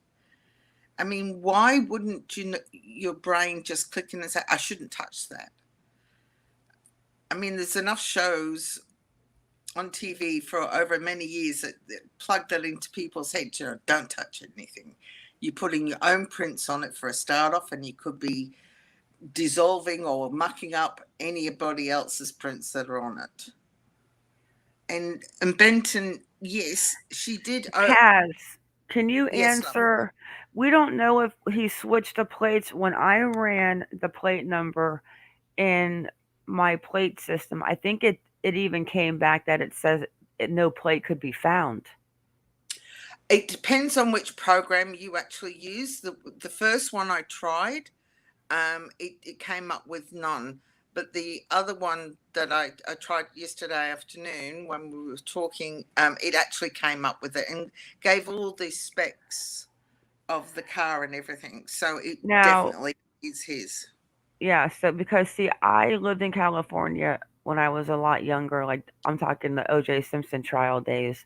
But I remember that in California, when you bought the car, the plates were already on the car. Like the car owns the plates. But when I was in Florida, you own the plate. Whatever car you get, you put your plate on that car. Same here. So, and I know in Florida that the tag expires on your birthday. I live in Maine and my birthday's in October, but here my tag expires in December. So it's just different each state. But if he was to take the tag off of the Porsche and put it on the thing to throw it off, I mean, and the police find the Range Rover with his tag on it, I mean, that would be a little suspicious coming back to Jim, unless he was, oh, I just put the wrong plate on when I registered him. But I don't know. I don't know. Something's weird with that, though. It's almost like he did something so the Range Rover can't be identified if it's seen. That's what it sounds like to me. Exactly. Oh, yeah, for sure. A comment For sure, but what did he do? If anyone lives in California, if anyone is going to, hi, Jen B. If anyone's going to be in the downtown Los Angeles area soon, we will pay you to take us on a tour to the Hope Plus Flower Building. We're looking for dog shit at the front door. After looking at those pictures in that place yesterday, I'm going to show those pictures in a second. I can't imagine. What was her address again? Iconic. What was the number? Lemhi? No, it started with an H. Hold on, let me see if I have my number. Helm. That's it, Helm. All right, hang on one second. Let's go. 3129 Helm. It is such a paradise. Oh, her apartment Helm is gorgeous. Well, I think at this point it's under construction, but I did see a picture of her. Okay, what is the number again, please? What was that Heidi, address? sorry, it would help if I turned my mic on, wouldn't it? It's it just works better that way for some reason. I don't understand why. I'd love Kaz. Hey, it's very early here for me, guys. I mean, super duper early. So Yeah, this is about the time I got off last night from you and I investigating this. I know. It was crazy. It was crazy. I mean, it was late in the afternoon for me, so it was very early in the morning for you. Okay, the address is 3129 Helms, HELMS Avenue, Los Angeles. I got it. All right, so let's go back and have a look. So, okay, so we've got the brother. So the brother works for SEC. The cousin's claiming we have a lot of questions for the cousin, like a lot of questions, especially now regarding the SEC. I am going to go back and look into the new TikToks from Jason Galanis' brother because he has posted more. And I'm probably going to end up having to do another live tonight because I think we're going to solve it. We need boots on the ground. Yes, Alma did say she was going to do it, and if she doesn't, we are all going to hop in a car and go find her. Well, Shredder just said she has a neon orange coverall and a construction vest, so she is ready to blend in. Yeah, but Shredder's on vacation. I just want somebody to drive up to this apartment. I don't even want them to even go in the building. I just want to see from where you could walk into the building and then around to the side where Heidi was walking down that alley. And I'm just curious to see if there's dog shit. Like, what did they say it was, ladies? You guys know better. You read that article. I couldn't get past it. It was fecal matter. Like, it was both. It was everything. Whatever a dog will do, it did. And then what did you say about the elevators? I don't remember that part about the elevator. Yeah, you were talking about the elevator carpets being They filthy painted it to just be a falling apart, like meth junkie. Yeah, but this building was built in 2020, and the pictures that we were looking at last night and the tour outside on YouTube. I'm sorry, man. It looked like a freaking resort to me. I could live there. The apartments are like $4,000 a month for a 1-bedroom. They painted such a dark, bleak image. No security systems, shots fired. Don't go in the garage. You might die. It's in downtown Los Angeles. Of course, you're going to have stuff like that on the outskirts of it. Well, yeah, everywhere. And I think I counted there's about 5 blocks to the upper part of Skid Row. Okay, so let's just break this down real quick in logic. Okay, so the 17th, Heidi leaves her house. Should I do a picture show? Heidi leaves her house with her dog, with her coffee. Her purse is on her shoulder, like a little chain link black purse. She's got a drink. She's got her dog. She's getting in the car. Hi, Lady Bird. Hi, LC. She sets up. She gets in. She seems like she's walking out normal. Everything to me seems like she's not worried about anything. Goes to the game. And then she runs into the kid in Jim. And of course, Jim is like, oh, she was antsy. She was sitting next to us. She would move from bleacher to bleacher, and she left at halftime. And then he starts texting her. So then Monday goes by, because the Sunday was the 17th, correct? Yeah.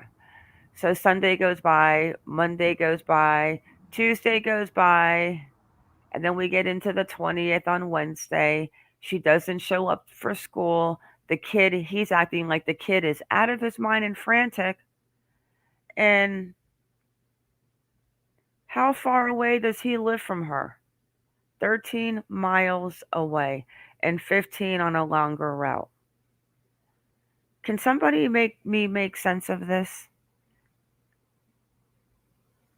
So you're going to let your child freak out for 3 days because he cannot get a hold of his mom. Knowing the birthday's coming up, we can't forget the birthday was going to be on November 4th. But then you have the kid saying he only sent one text.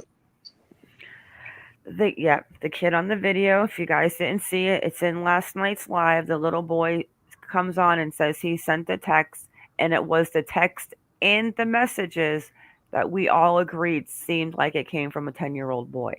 The other ones were weird.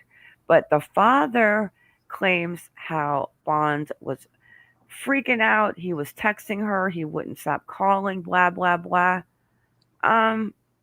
Why didn't we take a ride over to check on mom if he was so freaked out? Why? Because you probably told him your mom was out doing something, blah, blah, blah, and you put those text messages in there. I'm still putting my money. $1 million, I'm going to walk into the slot machine, no, the craps table, and put it all on 7. Well, I still think it's kind of crazy that he drove all the way out to the apartment to get the dog, drove all the way back home, and then a couple of days later is like, oh, maybe I should go back and check the garage for her car. So then he drives all the way back out there. Why wouldn't he do that in the first place? Exactly, iconic. That is what I've been thinking. For me, it's always kind of crazy whenever somebody does something like this, and allegedly, because we don't know. But if you commit a crime where you potentially end someone's life, sometimes you like to hang around the crime scene. So you might see that person come back and be hanging around. Why is he back? Exactly. I mean, he didn't seem to care that the fact that but look at this. Dog. Well, he claims that, what was the exact word that he used in that article with the dog? He goes, "Oh, if it wasn't it dawned on me. It was more like it didn't something till like 3 or 4 days later." I know, and this is supposed to be his son's pet. But what was because he knew where the pet was because he probably put it in the building. But what was the word he used? It wasn't dawn on me. It was a different word. But look at this. So he lives here. It wasn't there. What'd you say, Iconic? An afterthought. There you go. An afterthought. You're so good, Iconic. I knew your brain worked. The part of your guy's brain that doesn't work, mine does. So he comes from here, and instead of going here to where Heidi lives to check on her, he decides he's going to go all the way to the Hope and Flower building.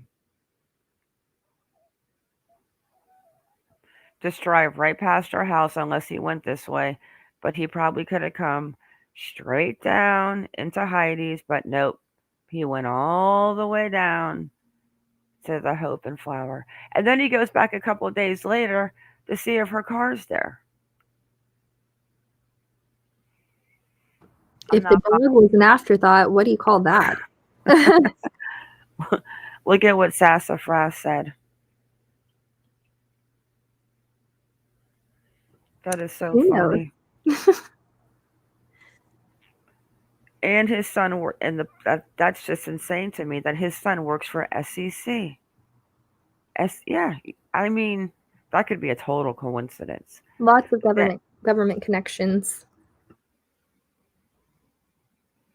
Let's go down here and have a look at this building from the outside.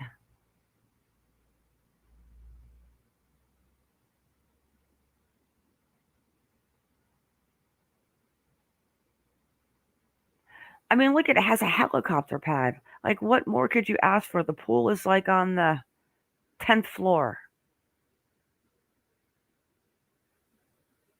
We're going to go down there in a second. I could totally, I mean, maybe if I had it for like a weekend house, like a weekend apartment, you know? Airbnb.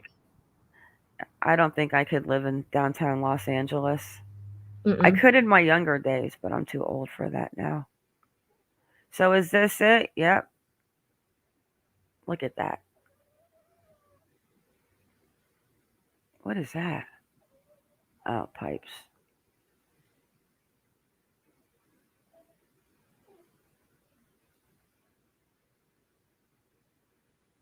So how do we get into, like, where are we sending Shredder? Isn't This is the like right by. entrance to the car park on the side street?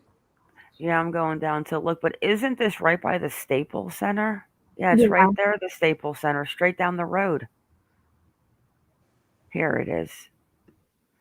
This is the area that I am curious about right here. This area. I want to know if there is dog shit there. I want to know if there's transients hanging out here sleeping on the corner. And then I'll look at Leonard. I'm a basketball junkie, guys. That's Kuwait. All right. Out of the back. But now the alley that she was walking down. Do I know what alley it is? No. But I do see an alley down here.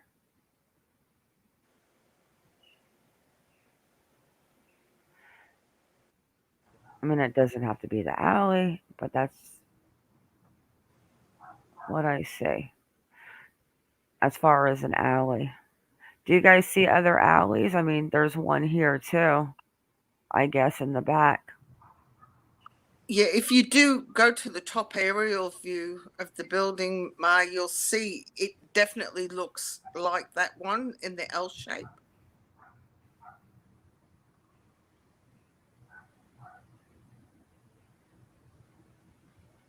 What building?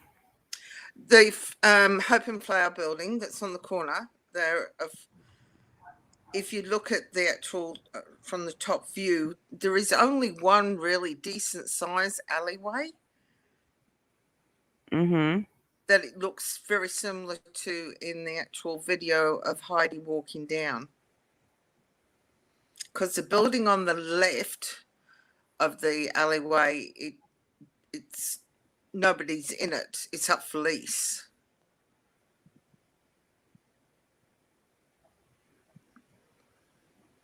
That's pretty scary. That she just goes down here and she just disappears. And why did her husband not go and check on her? Exactly. You got the main street here, Hope. You've got this little alley. And then you've got this alley. That's Flower Street. There's no alley in between there. I mean, so it has to be like either here or here. You're talking about this one, Kaz? No, the one that's actually runs up the back of Hope and Flower itself. Here? Where that truck was parked in the Yeah, the one that where we just were. Yeah. So Shredder, I'm only kidding. Are you ready?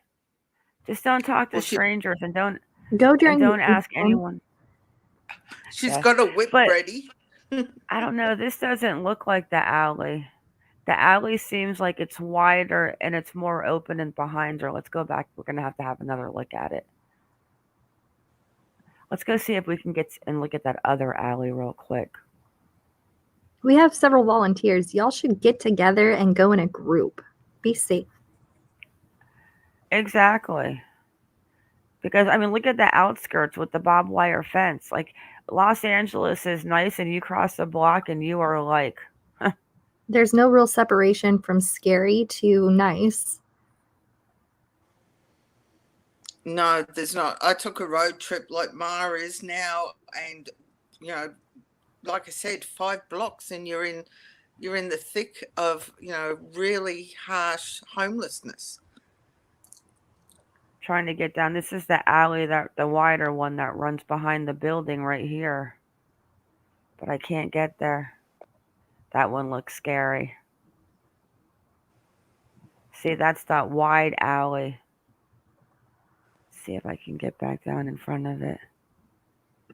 And then I'm going to come look at chat. We're going to have to go back and look at the video.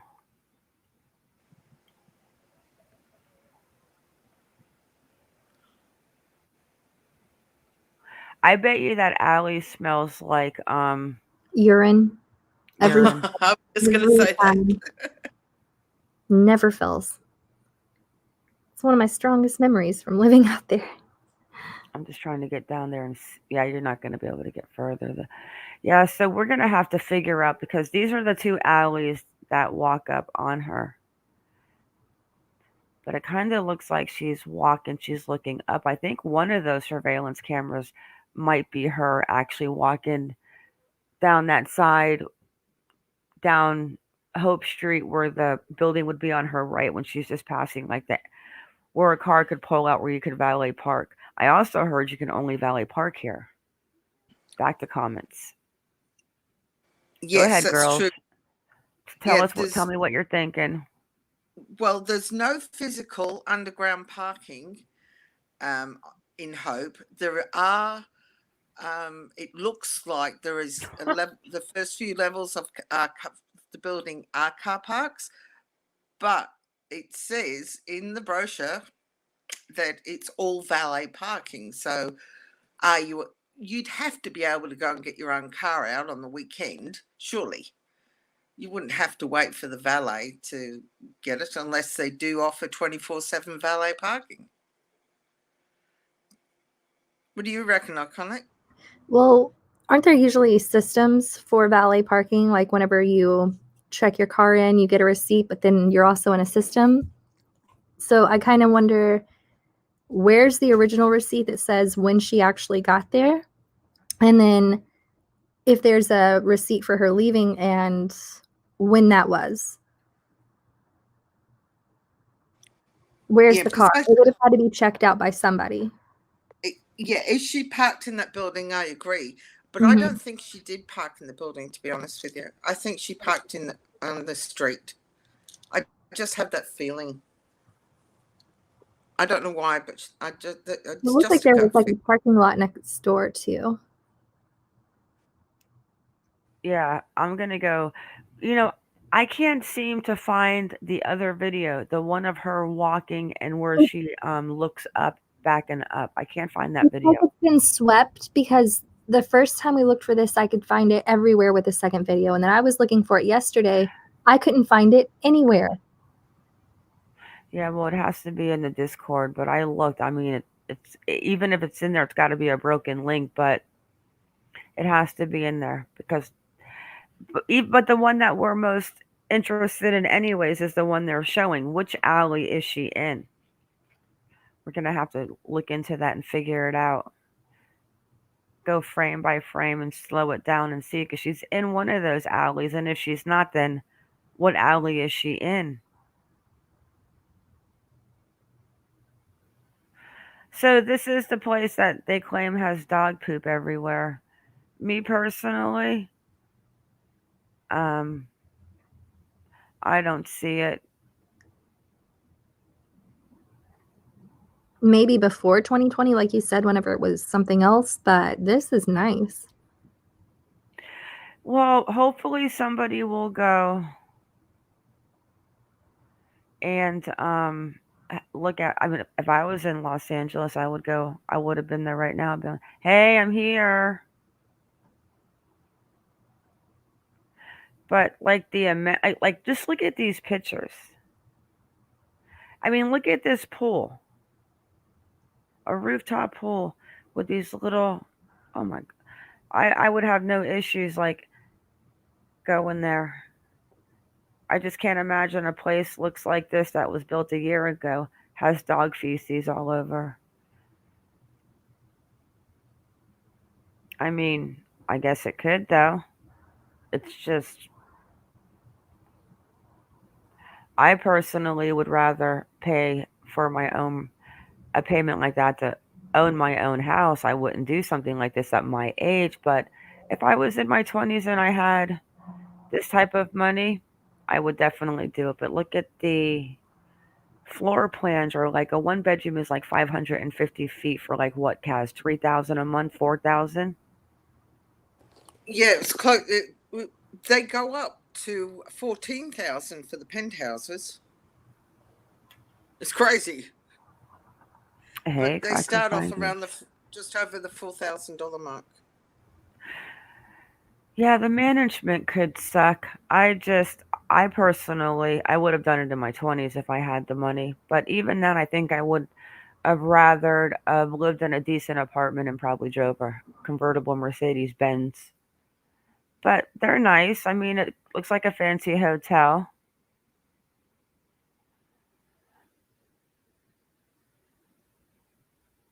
But let's look at the floor plans real fast, and then I'm going to get out of this.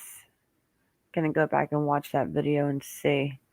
These floor plans are nuts. So the one building is Hope and one building is the Flower.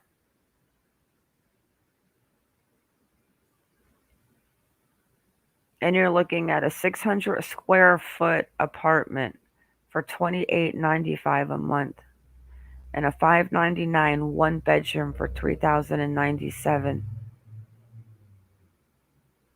in a one bedroom. A two bedroom at 999 feet. My garage is bigger than that. Lynn said she got a vision, like she can see the alley if you search West 11th Street. West 11th Street. Let's see.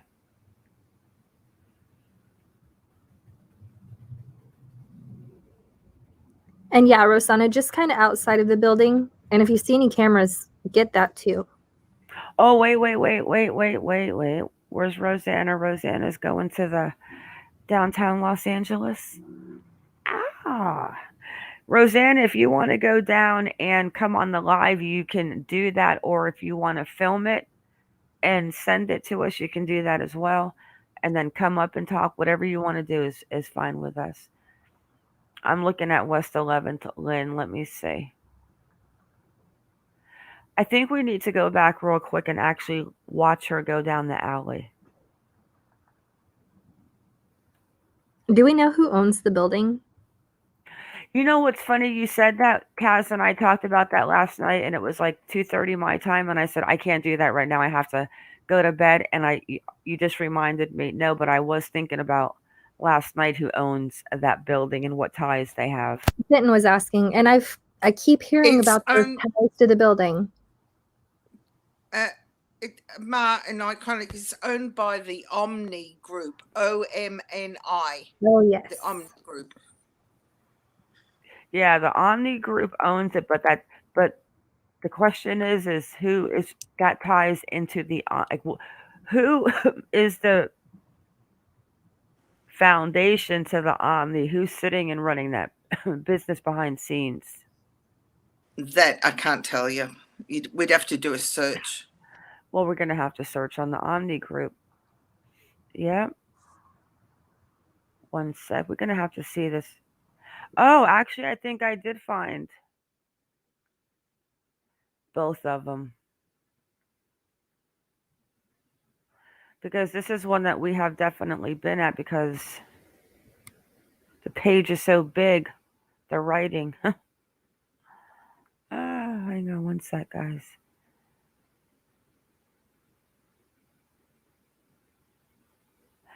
And if you have to valet park your car there, she definitely didn't valet park. Where did she leave her car? There's got to be a camera that her car is somewhere on that they're not sharing with us. I am convinced that they have a lot more severe surveillance footage of Heidi than we know. Yeah, exactly. But I also tried to find out where the relevant traffic cameras were around that neighborhood, but couldn't find any that were listed for that area, which is a bit of a shame, but I'm sure there are somewhere. Yeah, if you search live cams in downtown Los Angeles, usually you can find it. Like when they were looking for Gabby, I was actually at the Jackson Hole. I was searching down there at You can ask Iconic. We were on those webcams like, shit, we can only go back 12 hours. We were looking for the other man that was missing. That was actually Jackson Square where Keon went missing from, and he's still missing, the Ireland boy. All these people that you try to follow, that's why I don't follow 5,000 cases, but I want to follow a few because I would like to follow 10 more. I'm actually surprised that I'm getting into the Michaela case, but her father is what made me decide to do it. I blame him. Okay, so yeah, he kind of brought little tears to my eyes. Hello, Kenny Neckers. Okay, so let's watch this video one more time. But I'm still going to say this, guys. You have to think about it. The most disturbing part of this case is the 3 days of not driving by to see where she was when your son was frantic, and the fact that the friend Danielle gave the phone to him and how long he had it. And he also claims that when I kind of tell this part real fast because you know this part really good about the part when they got the phone when Jim got the phone call from Sugarman's assistant. What was she saying about the laptop? And So they were wanting it back because she said that they had proof that Heidi was siphoning money from the company. And Jim, that's why she sent over Heidi's bank statements as proof. To Jim. Why to him? What does she need to prove to him? And why exactly? And why on God's name would she be contacting him, knowing that people working there have to know that her and Jim are not on the best of terms with the court situation? But then at that point, remember, so if Danny, you guys, this stuff has to be written down because I'm brain dead. If Danielle went to the house because supposedly the son asked her to, why would you ask your mom's friend to go by the house when your dad is 13 miles down the street? Why wouldn't you say, hey, Dad, let's go check on Mom? Okay, that right there is just completely weird. But then he doesn't drive by the house. He kind of sends her to the house almost like, because why would he go there? He knows probably what's going on. So she shows up at the house. She notices one of the phone is there. Supposedly it's the personal phone and the laptop.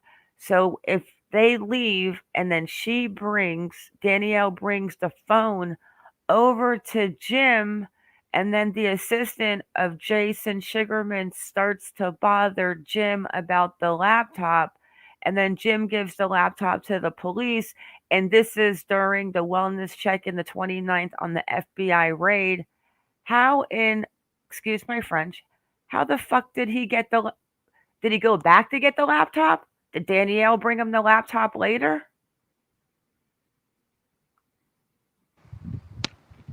I'm pretty sure that Danielle brought the laptop and the phone over to him a few days later, which again should never have happened. She never said she brought the laptop. She said she brought Jim the phone. That's true. The laptop was never mentioned when she brought it. She said that she then a few days later, she brought the phone over to Jim, not the laptop.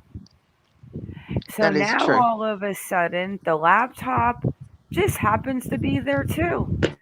So what, did he go back and get the laptop? Did he take the laptop the first time and they were just forgetting to mention this? And then all of a sudden the phone calls start coming in that they want a laptop, that Jason Sugarman, where Heidi knows where the bones are, he said he's going to sink her. The boyfriend works in a rice field. Regardless if rice field is the name of a charity, that's fine. But the rice field, in my opinion, is him taking a low jab at her boyfriend. This is not, you know what? The police department needs to be called, and I am getting a hold of Jordan Bergen. Is that his name? Jason. I never get shit right. Jason Bergen. on Monday. We tried to call him also, the police department, but the San Bernardino Police Department is closed until Monday. Well, where they he can do have actually to have their time off too, Ma. You know, they work hard and they do, but San Bernardino, okay. well, I was being nice, iconic. I was being nice. I mean, you could call 911 and get a dispatch, but you can't get anyone in the office. So these are things that really need to be thought about. And then the dog. Okay. The dog was definitely brought and put in that building for safekeeping, because if Heidi was going to meet someone at the place that time at night, obviously you would think she would know who she was going to meet, because it was getting kind of dark out. But she has no purse with her. She has her mask with her in one video, supposedly, and she's got her dog. And it's not like she brought a change of clothes or anything to be staying the night. It's like she just went to maybe visit someone. She left a purse in the car. Yeah, but what I'm was saying she? is, like, if you expected that she was spending the night, maybe we would have seen her leaving her home with more than just a tiny little purse and a sweater and her dog. Exactly. You guys got to write this down, because you see her walking down the alley with the dog, and in one video, the mask. You don't see the purse, and she doesn't have a phone. But we also know that supposedly she took this mysterious trip without her personal phone on a Sunday, because the personal phone was left at home and the business phone was gone. That right there I call complete bullshit.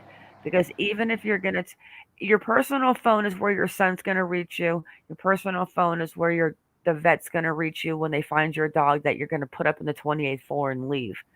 It's just a crock of shit all across the board.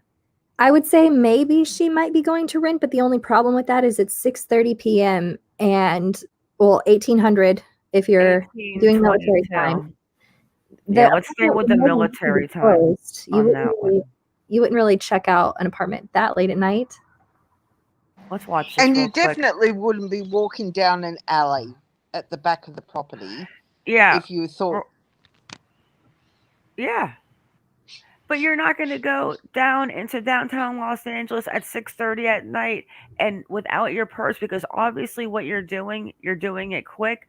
I mean, this could even have been the point that, what if Jim or someone said, "Hey, come meet me." Okay, let's just put two scenarios out there, and I'm not believing which one is the perfect truth, or if it is, but Jim could say, "Hey, you know what? I was down in LA with downtown with Bond. Something came up. I need you to come get him. Blah blah blah. We're by the Hope and Flower, or even he could have said that they were by the stadium. Okay, perfect place to be. Happens to be right by the stadium, 4 blocks away. So let's just put that as being a scenario. So he shows up there. The kid is not there. He does whatever happens. But now we got to figure, this could be Jason Sugarman that says, "Hey, Heidi, I need you to come meet me," because Heidi's got all the intel sitting in that laptop and she can drown me. But he doesn't say, "Bring your laptop. Let's meet, because I'm going to kill you because I need the laptop." But no, instead I'm going to meet you and kill you, and then I'm going to worry about going to get the laptop that has all the information in it. What are you talking about, people? Do you see what I'm saying? Or is this just me? And now you guys got to talk, because I'm ready to. Well, my thought is, one, why was she down the alley at that time of the evening in an area that, okay, the Hope and Flower is a relatively new building per se. It was only a year old. Two, why not take her personal phone with her? Why has she supposedly got a work phone? And like you said, Ma, her son could contact her at any time. There could be an emergency. She loved that boy. So why did she not have her personal phone with her? That is the biggest red flag for me. Why didn't she have a personal phone with her? Why? And then two, why was she in the alley at that time of the night? Even if Jim had rung her and said there was something, meet me there because of bond, why didn't she take a personal phone? What do you think, Iconic? Because I think that she took her personal phone. I think the personal phone made it back to the house from maybe Jim Boy, because or or the business phone is no. There's something so weird about that. I'm telling you. And then the friend giving him the phone and the wellness check and the police not getting the phone. That when that phone and laptop were found at that house, her friend Danielle should have called the police and said, "It's weird. She's gone. She's been gone about the son, his birthday. The phone is here. The laptop is here." And right then, the police would have come over and they would have made all of them leave and nothing would have been touched. You're not going to go get the phone and deliver it to the ex-husband who she's battling in court since 2015. Like, really? Like, what? And then he's talking about they went to the house, they left the house, they came, she went back, she got the phone, she went, the son's calling her to go check on his mother. They live 13 miles away. Why aren't they going to check on the mother themselves? Because the boy wasn't asking the father to check on the mother. Because the father probably said something to pacify Bond, thinking that he was not going to hear from the mom for a couple of days. So all of this was okay. And he was putting in those messages in between. Yeah, I agree. I mean, he's got access to Bond's phone. I mean, as soon as Bond goes to bed, I'm sure Bond doesn't go to bed with his phone in his hand, so he's got access to it. I mean, any message that comes from that phone, people assume that it's from Bond, but it doesn't necessarily mean it is so. I mean, we've seen so many cases where, other people have got hold of that person that's missing's phone and sent messages, and it wasn't them. Gabby's a perfect example of that. Oh, wait a second. I think my bestie might go. You could bring your daughter. Go when your daughter has a day off, Cracker, and see if you guys want to.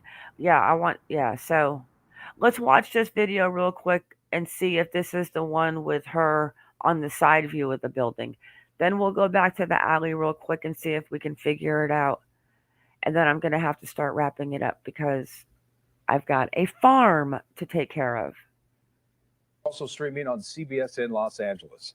Our top story, you're about to see new security video of a missing West Side mother recorded on the night that she mysteriously vanished. Well, tonight, investigators hope the video will help them find out what happened to Heidi Planck. KCAL 9's Stacey Butler has a story you'll only see here on KCAL 9.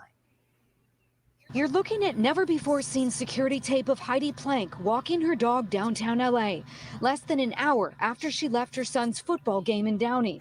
It's October 17th. She's walking into the alley behind the Hope and Flower. That's it. That's the lookup video. Let's go back for a second. Building where her dog was Why found can't we go wandering the back? 28th floor hours later. Her dog didn't get downtown on her own, so Where's the this video button? has just kind of given us confirmation that hovering around that area these last 3 weeks has been the right place to be. Now we know for a fact she was down there. That's the first. And listen to these ladies talk. I believe the one on the right is Natalie, and I believe the one on the left is Danielle.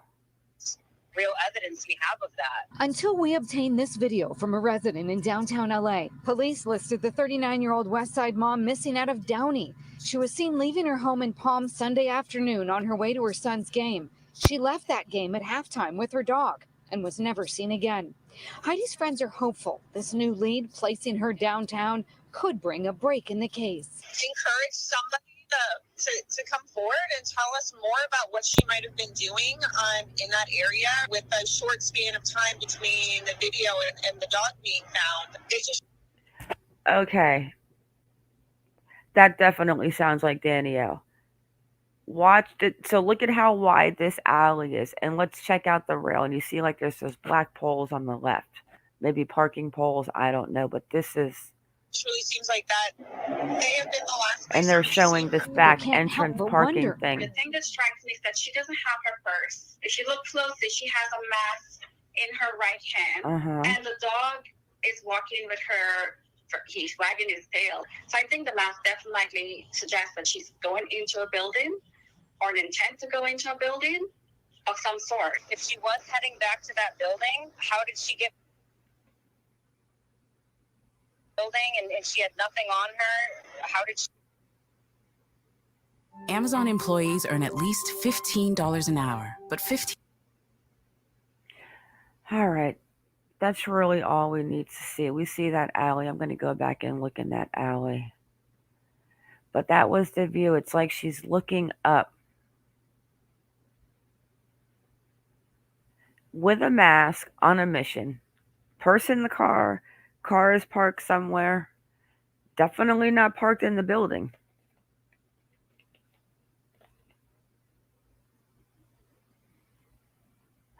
Rosanna said she's going to do it. Do you have Yay, Discord? Rosanna! Rosanna, do you have Discord? Maybe Cracker Finders, you guys got Alma, Shredder, Rosanna. The three of you should meet so everyone is safe.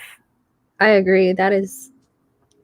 I don't want anything to happen to anybody because. Oh, it's not going to happen to them at this building. But let me open up something real quick. Yeah, we need to really write this stuff down as far as the timeline. Because even when he owned those 3 houses while he was with Heidi, he never put her name on anything. Like, these homes were worth over $1 million. One was $1.5 million. Even though he had the houses before he was with Heidi, before they got married, still, it's almost like I feel like, you know how some women get pregnant to keep a boyfriend or keep a husband around or keep a man or something? There are definitely men who do that for sure. Iconic, can you type in explanation DIS, please? Yes, I can. Oh, never mind. The Nightbot did it up there. I think she sees it. Let's see if it works anyways. Hey, Jessica. Yeah, we need to keep this going on paper. Okay, so let's talk about the Muffin Man, because Kaz brought up something and we kind of debated a little bit on Jason. Okay. So Jason Sugarman's been going through this for how long? Almost 15 years from dating to now. No. Jason Sugarman. Oh, Jason Sugarman. I think they went to court in 2019. The first. Let me find his court papers. Leaving muffins. Okay, so she leaves the game. And you have to also remember that everything, because of what the friends and the cousins said, everything that Jim says about her being edgy and sketchy and nervous and all that is what he says. But we have to remember the one thing that is said to somebody else as far as her being afraid. And she told her boyfriend. You know, they may say, but she told her boyfriend, but now her friend Danielle said that they've been broken up for a month. So so where's that contradiction? Another one. We saw for a fact that she supposedly told her boyfriend that she was afraid. Do any of you remember this? I do. Inside chat, Yes, do you definitely. guys remember this? If not, maybe we can find an article and refresh our memory real quick. Because Jason Sugarman, it's so funny how big these screens are. From you reading. It depends on the device I'm on. Let me get this a little smaller. My gosh, 200. The SEC, the tribal bond scheme. I prefer Ponzi. I need to start using. Kaz is going to teach me how to use an Australian accent. Oh, I can't wait. Everyone's going to think I'm from Australia. I can try, but I'm not totally 100% Aussie. So $43 million. So, but it's almost like this has been going on since June 27th, 2019. You know they were investigating them before 2019. So basically, I'm just going to read this just a little bit.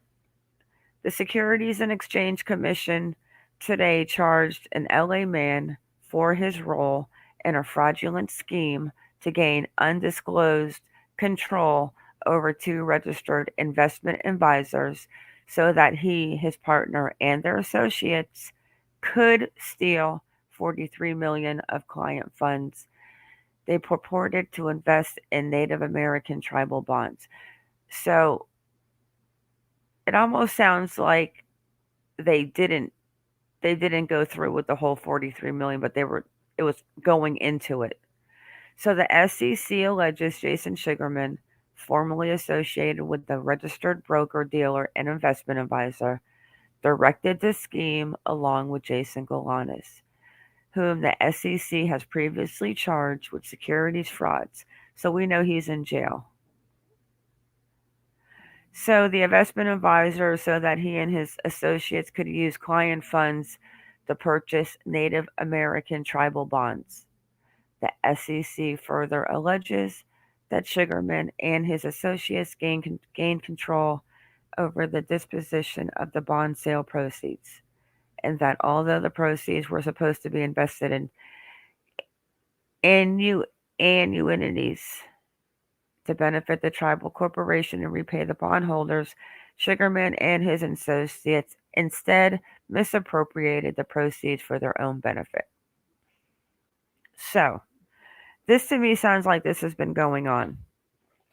And I honestly think at this point, if the SEC was investigating more into it, they probably would have been investigating Heidi too.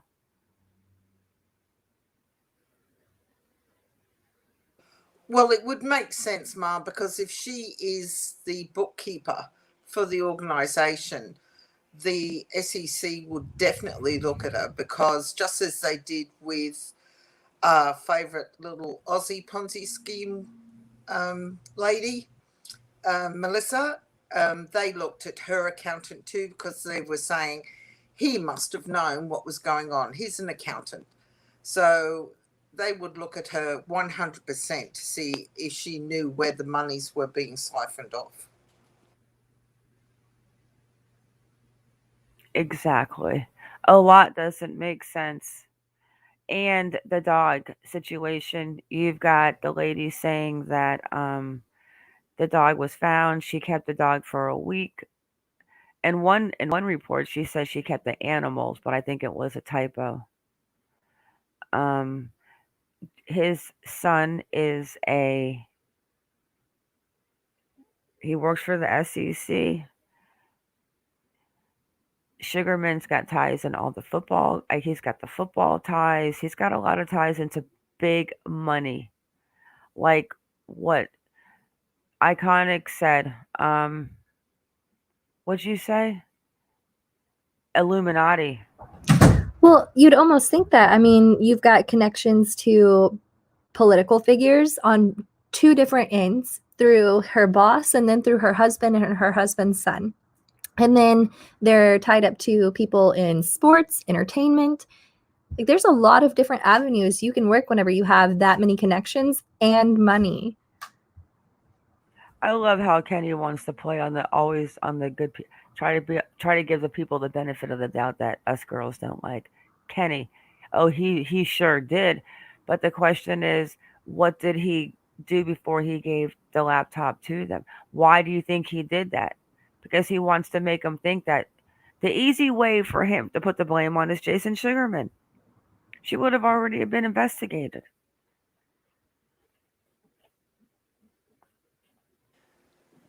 The There's a only lot reason, to this. when she said she was scared, when she let her boyfriend know that she felt scared. The only thing I can think of that, well, there's two. A, she could be scared of what's happening with her and Jim and Bond. But if she had already been contacted by the SEC and she knows they're being investigated, as a bookkeeper of an organisation, if I was that person, I'd be scared to think, oh my God, are they going to think I had anything to do with this? That's what I was just thinking before when I was listening. Hmm.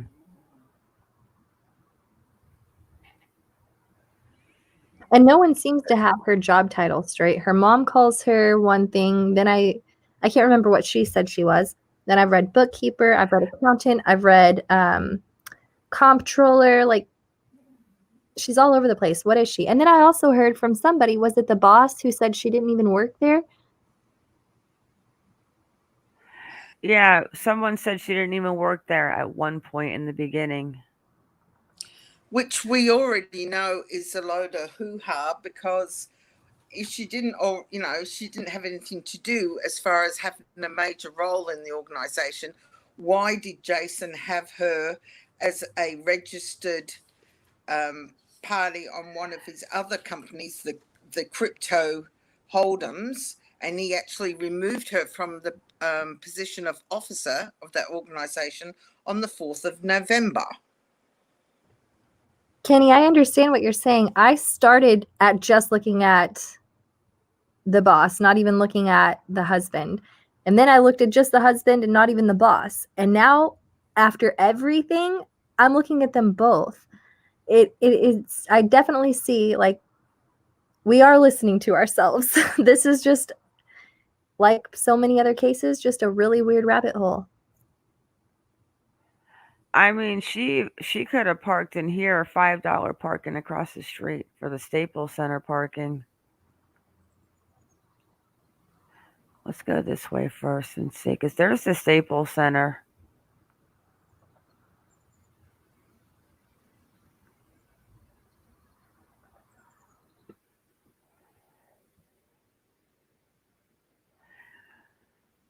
Something got her here. And obviously it's on the phone that is with her, unless Jim Boy brought the phone back to the house and made a mistake somewhere, and they can track it going back to the house with her not going back to the house. You know what I'm saying? Like, who knows? I just think if Jason Sugarman was going to take Heidi out, I do not think he would have left the laptop behind. And that, because then Jim's like, oh, all they care about is the laptop. What did he say they said they were going to do? He doesn't care. I want my laptop back. Like, I think that's all made up. I think if Jason Sugarman was going to kill Heidi or get rid of her because of information being on a laptop, I do not think he would have left it behind. My opinion.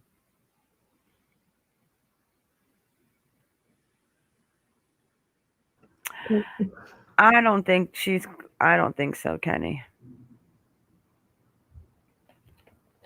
Kenny thinks that she was blackmailing someone. What would she be blackmailing them for?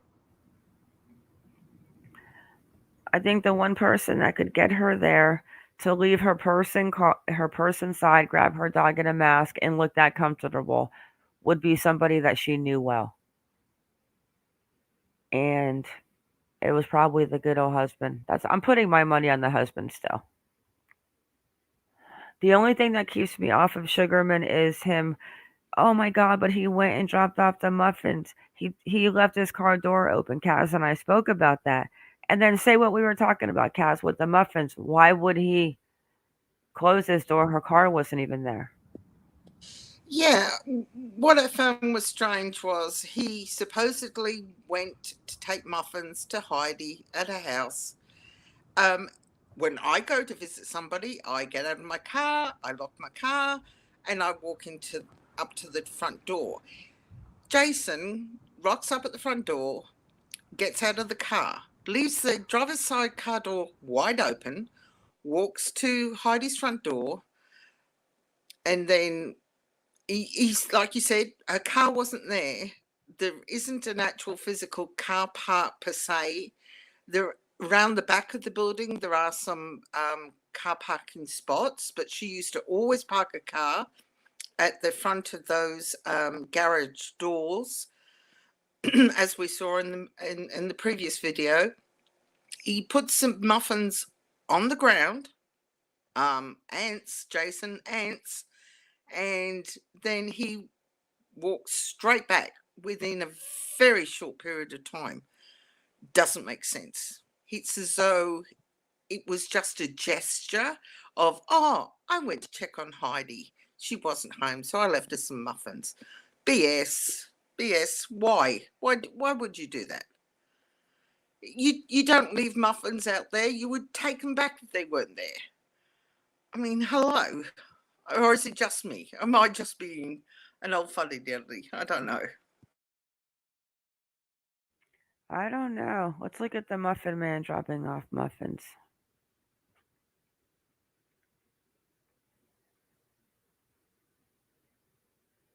We all love you, Plunder.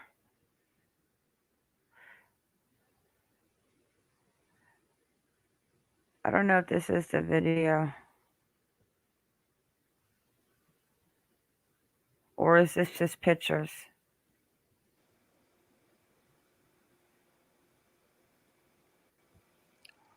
It looks like stills. Oh.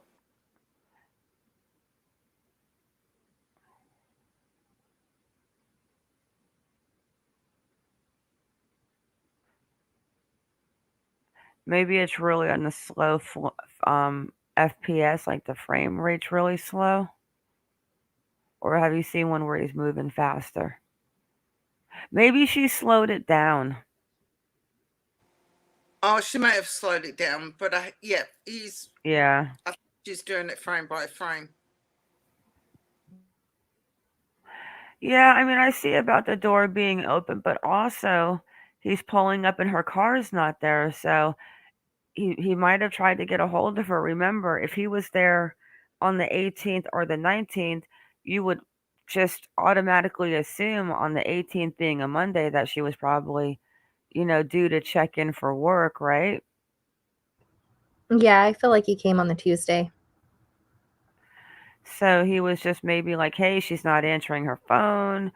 I tried the business one, the personal one, probably, and we're not going to know that. There's probably personal phone calls left on her phone from him. And then as soon as this happens, Jim's getting phone calls that, oh my God, they want the laptop. It's all about the laptop. It's all about the laptop. Girls, my money is on Jim. But we'll have to discuss more at a later time. It is time for me to go into the real world.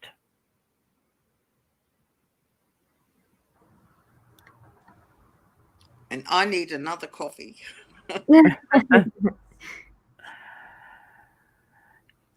Everyone is asking about Hummingbird. If you can give them a little update, I think you know more. Oh, Hummingbird is good. She caught her grandson had a cold, and she caught her grandson's cold.